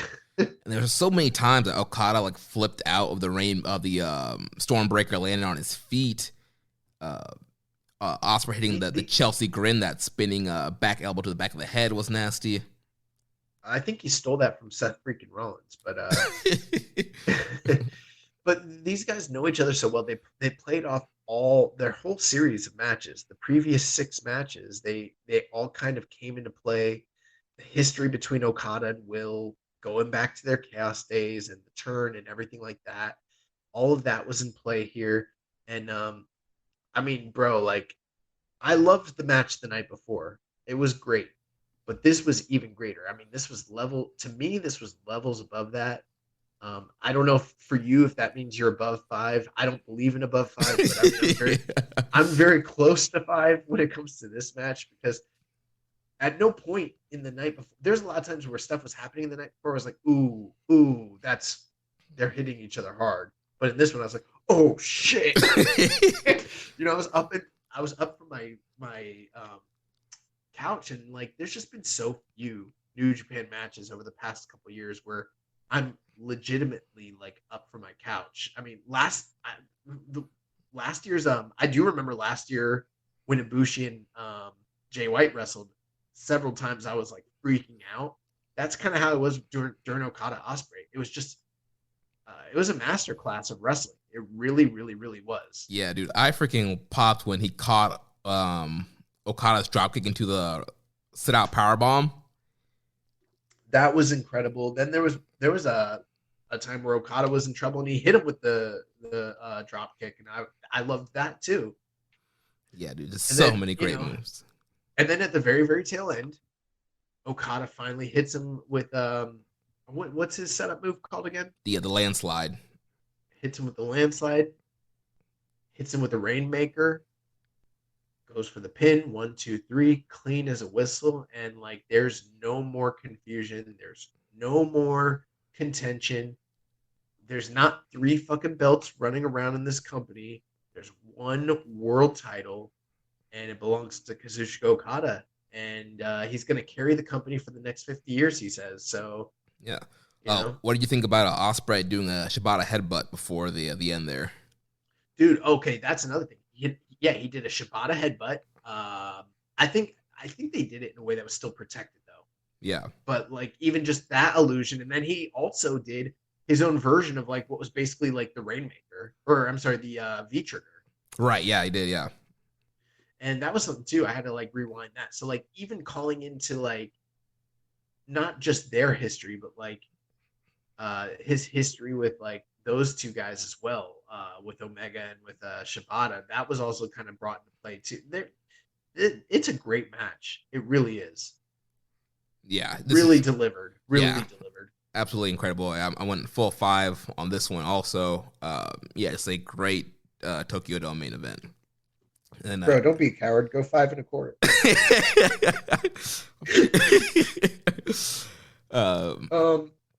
After the match, I gotta say this though, before we move on. There's a part of me that feels like Shingo and Osprey in the Dome for the title would have been even better. Yeah, dude, I would have loved to see that. Oh, there was also a part of me too when I was watching it where I just started thinking like, man, fuck Bryan Danielson and Okada. I want Will Ospreay and Bryan Danielson. Oh yeah, dude. I want Ospreay versus all top wrestlers in the world. Yeah, I want Ospreay to wrestle everybody. Like all the guys he hasn't wrestled. Like, give him Gargano, give him Kenny Omega, give him Mox. Like, let's do this, you know? Yeah. So after the match, Okada called himself the real champ, the real deal, and then we get Naito coming out to interrupt his post-match speech and putting himself in line for a title shot. So it looks like at one of the upcoming big shows that we're going to get Okada and Naito for the world title. These guys haven't faced each other in 2 years, so it's been a protected matchup. So it's a matchup that draws. So it's something we also said would probably happen. We talked about that last week during the preview. We said that, Naito Cobb is probably a de facto number one contender match, and it absolutely ended up being the case. So, you're welcome. And with some of those bigger announced shows, we'll probably see them in Osaka-jo Hall, I'm assuming, for the Golden Series tour, either in January or February. So, and I will say this. One other thing. During the post-match press conference, or the post-match when he's in the ring, he said Antonio Inoki needs to come see him in the ring. Now, I think some people interpreted that to mean that Inoki needs to come, like, stand in the ring with him generation to generation, founder to, current face, and kind of celebrate 50 years together. But that's not how I saw it. He said, Antonio Inoki, you need to come see me in this fucking ring. Well, yeah, Kevin Kelly mentioned that Okada was trying to convince Inoki to do one more match. Oh, are you serious? Yeah. I don't think he can do it. You know how bad that would be? Oh my gosh, that would be so bad. Like, Inoki, like, was done in 2000. It's 2022. What the fuck? That'd be like trying to get, like, Ric Flair to do a match right now, or Hulk Hogan. Like, they can't do it, dude. Yeah. It's gonna die. But the idea of Okada and Inoki, like, is hilarious to me. It would draw though. I don't know if it would. Might draw some attention from, like, the feds or someone like, the state. Elder abuse. Fucked up. But last thing I'll say about this show. Now, while I don't think it peaked as often as, say, your standard classic great Wrestle Kingdom matches or nights, like last year's Night 5, or some of the other shows we've seen in the past, Wrestle Kingdom 10, Wrestle Kingdom 9, Wrestle Kingdom 12, stuff like that. But this was the first time in a long time where it felt like this is a real New Japan show on a big stage, where it felt like, because there were so many cool things that happened. I mean, you had the Noah invasion, you had Tanahashi jumping off the giant fucking, ladder, the stuff with, like, Shima and what's his face? Suzuki sharing a ring together. That's kind of like a dream match scenario. Mm-hmm. The preview match with the women and how they, like, went in there and tore it up. The two champions, and Okada standing tall at the end. Like, there was just a lot of even, like, Wato getting the upset win over Desperado. There's just, like, a lot of even ELP getting, like, the sudden death exposed. There's just, like, a lot of stories, a lot of elements, a lot of surprises, reveals. Like, this just, to me, and then plus, like, the news that they're going to be back on TV in the States, and the news of all the, like, dates, and they're running the Fukuoka Dome. Like, these two shows combined, I know there's some criticisms and some things, especially House of Torture shit. Mm-hmm. But I feel like the company has done as well as they possibly could do, given the cards that were handed them in this particular situation, to produce as good of a 2-night show as they possibly could. And this night in particular, night 2, felt as close to a Wrestle Kingdom level card as we could have possibly gotten, given the circumstances, Yeah. Given the fact that there was, like, no foreigners, there was no, aside from the people they already had, there was no Jay White, there's no Kota Ibushi, I think they did an outstanding job. would I call this the show of the year? No, I would not. Would I call it an all-time great show? No, I would not. But I still think it was a very, very great show, and I'm very optimistic about New Japan's future coming out of these dome shows, and I'm excited again. And Yeah, man. there have been times where we haven't felt that way. Yeah, I felt that they did. Like I said, like this wasn't shows of the year, but I feel like they did. Especially night 2 was a great show of what they had. I felt like if they could combine both of these nights, we probably could have gotten an even better show.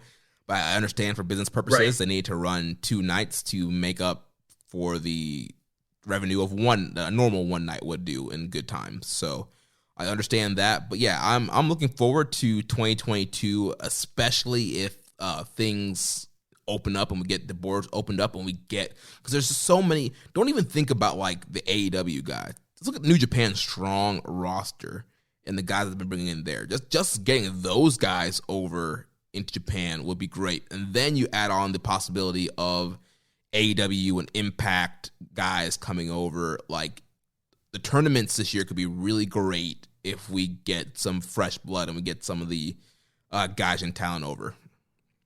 Yeah. So all in all, I thought this was really good. And that is our review of nights 1 and 2 of Wrestle Kingdom. Yep, so night 3 of Wrestle Kingdom is coming up this Saturday, January 8th. The Noah vs. New Japan card available on Abema for pay-per-view, and then it'll be up on New Japan World a week later. Still not sure what we're doing as far as our coverage on that, but we'll talk about it in some form on this show. We'll watch them this week, and then we'll review it on Tuesday. There we go. That's my plan. Yeah. Also on Saturday, New Japan Strong is back. They took a little hiatus at the end of December there, so we got a fresh New Japan Strong Saturday night main event of Eddie Kingston versus Gabriel Kidd. We'll have Hikuleo and Chris Bay versus Keita Murray and Jordan Clearwater, and the TJP will take on the DKC in the opening match. One thing, I know it's been a couple weeks. We didn't spend a lot of time because we were running short on time, but that last live, well, not live, but the last True Blue New Japan Strong show, the one that was headlined by Fred Rosser and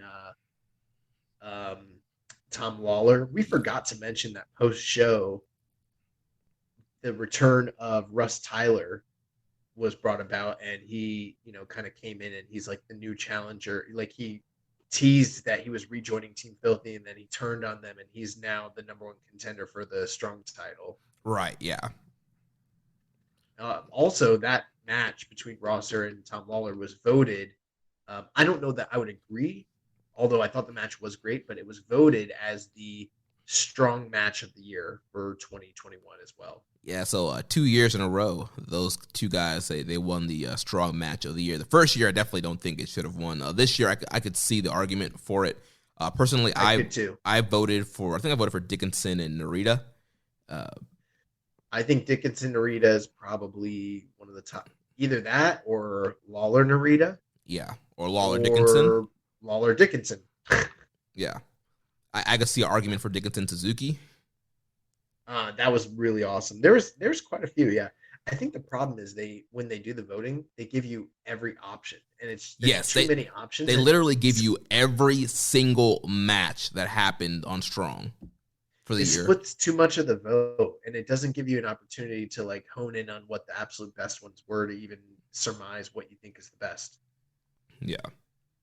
So, but yeah, this will be good. I'm excited to see Kingston Gabe Kidd. That looks really good. Yeah, yep. We had some questions here that we bumped from last week. I think we're going to bump them again because I think next week's going to be a little bit lighter of a week. So hold on to those for next week. Real quick here, recommended match. Last week, Chris recommended Nakamura versus Kota Ibushi from January 4th, 2015, Wrestle Kingdom 9. Did you get a chance to rewatch this? Yeah, I rewatched it. My favorite way, which is with Matt Stryker and Jim Ross call. The way I watched it originally. And it never fails to blow me away. But I mean, kind of seeing where Kota Ibushi is now and where he was in 2015, literally just making his call up basically to full-time heavyweight at this point, essentially. And not even really yet. He hadn't even really made that jump until New Japan Cup of that year. So he's still kind of technically a junior. And, you know, he's like the outside DDT junior guy who's had some success in the company. He's done a G1, but he's not the man. And he's taken, you know, and then he's taken on the king of strong style, like one of the fucking franchise players, Nakamura. And they go out there and they have one for the ages, and it's still one for the ages. And, you know, I think the working style of New Japan's changed quite a bit from the way it was in 2015, but damn, this match holds up. Like, I love it. And I like, it's hard hitting. It's got so much MMA-ism to it. Kota Ibushi's crazy spots, and to see where Nakamura is at this point, where Ibushi is, where they've been between now and then, like, this match is awesome. I still think it's top of the resume for maybe both of them. Yeah, I absolutely love this matchup. It's so cool because kind of seeing, like you mentioned, like Ibushi in kind of that younger form and just being called the heavyweight. And you look now and just see, like, he was already an incredible wrestler then, and just the improvements that he's made over the years to get even better as the years have gone on. It's pretty crazy. But yeah, there's a part of me that wonders, you know, Nakamura recently said that he would love to be involved with New Japan's 50th year. Mm-hmm. It's probably not going to happen, obviously, but you never know. I mean, Kenta got allowed to go work for Noah that one time when he was signed to WWE, so who knows, you know? Yeah. But what if he did come back, and what if, like, if there's one guy he could have a match with? I know a lot of people are like, oh, you know, there's a lot of different names, but I feel like it should be Ibushi. Yeah, because I feel like Ibushi still pays tribute to him with the Bomaye and like the pose that he does, and so I think it's still so does Taguchi. I think Ibushi Nakamura will be a better choice than Nakamura and Taguchi, but I'd be so interested to see what that match is like 5 or 6 years on. You know what I mean? Right. I guess it's more than that now. Wow, 7 years, 8 years. Wow, 7 years. It's crazy, man. Incredible match. It's still one of the best ever in the Tokyo Dome. Yeah. And then for a recommended match for this week, it's my pick. So I went for the same show, Wrestle Kingdom 9, going with AJ Styles versus Tetsuya Naito, Wrestle Kingdom 9. Have you seen this one? I have not seen this match. Okay, gotcha. Well, we will watch it and review it next week. Yep, and that's going to wrap things up for us this week. Next week, we'll be back to discuss Night 3 of Wrestle Kingdom 16 and cover all latest news in the world of New Japan Pro Wrestling. If you enjoyed today's show, please consider making a donation by visiting socialsuplex.com/donate and clicking the donate button under the Keeping It Strong Style logo. Make sure you connect with us on social media. On Twitter, the show is at KI Strong Style. The network is at Social Suplex. You can follow me at Jeremy L. Donovan. On Facebook, we are facebook.com/socialsuplex. On Instagram, we're at Suplex. On Reddit, I'm the Pro Black Guy. Doctor's Keeping It Strong Style. You can email me, Jeremy, at socialsuplex.com. Check out all the other shows that we have here on the Social Suplex Podcast Network. One Nation Radio, hosted by Rich Latta and James Boyd. The Grave Consequences Podcast, hosted by Caleb and Maserati. All Things Elite with Floyd and Austin. And the AEW Match Guide Podcast, hosted by Sir Sam. Don't forget to subscribe and leave a rating and review. We will catch you next week on Keeping It Strong Style, the ace of podcasts. Happy New Year, everybody. Thank you for listening to Keepin' It Strong Style. We'll see you next time.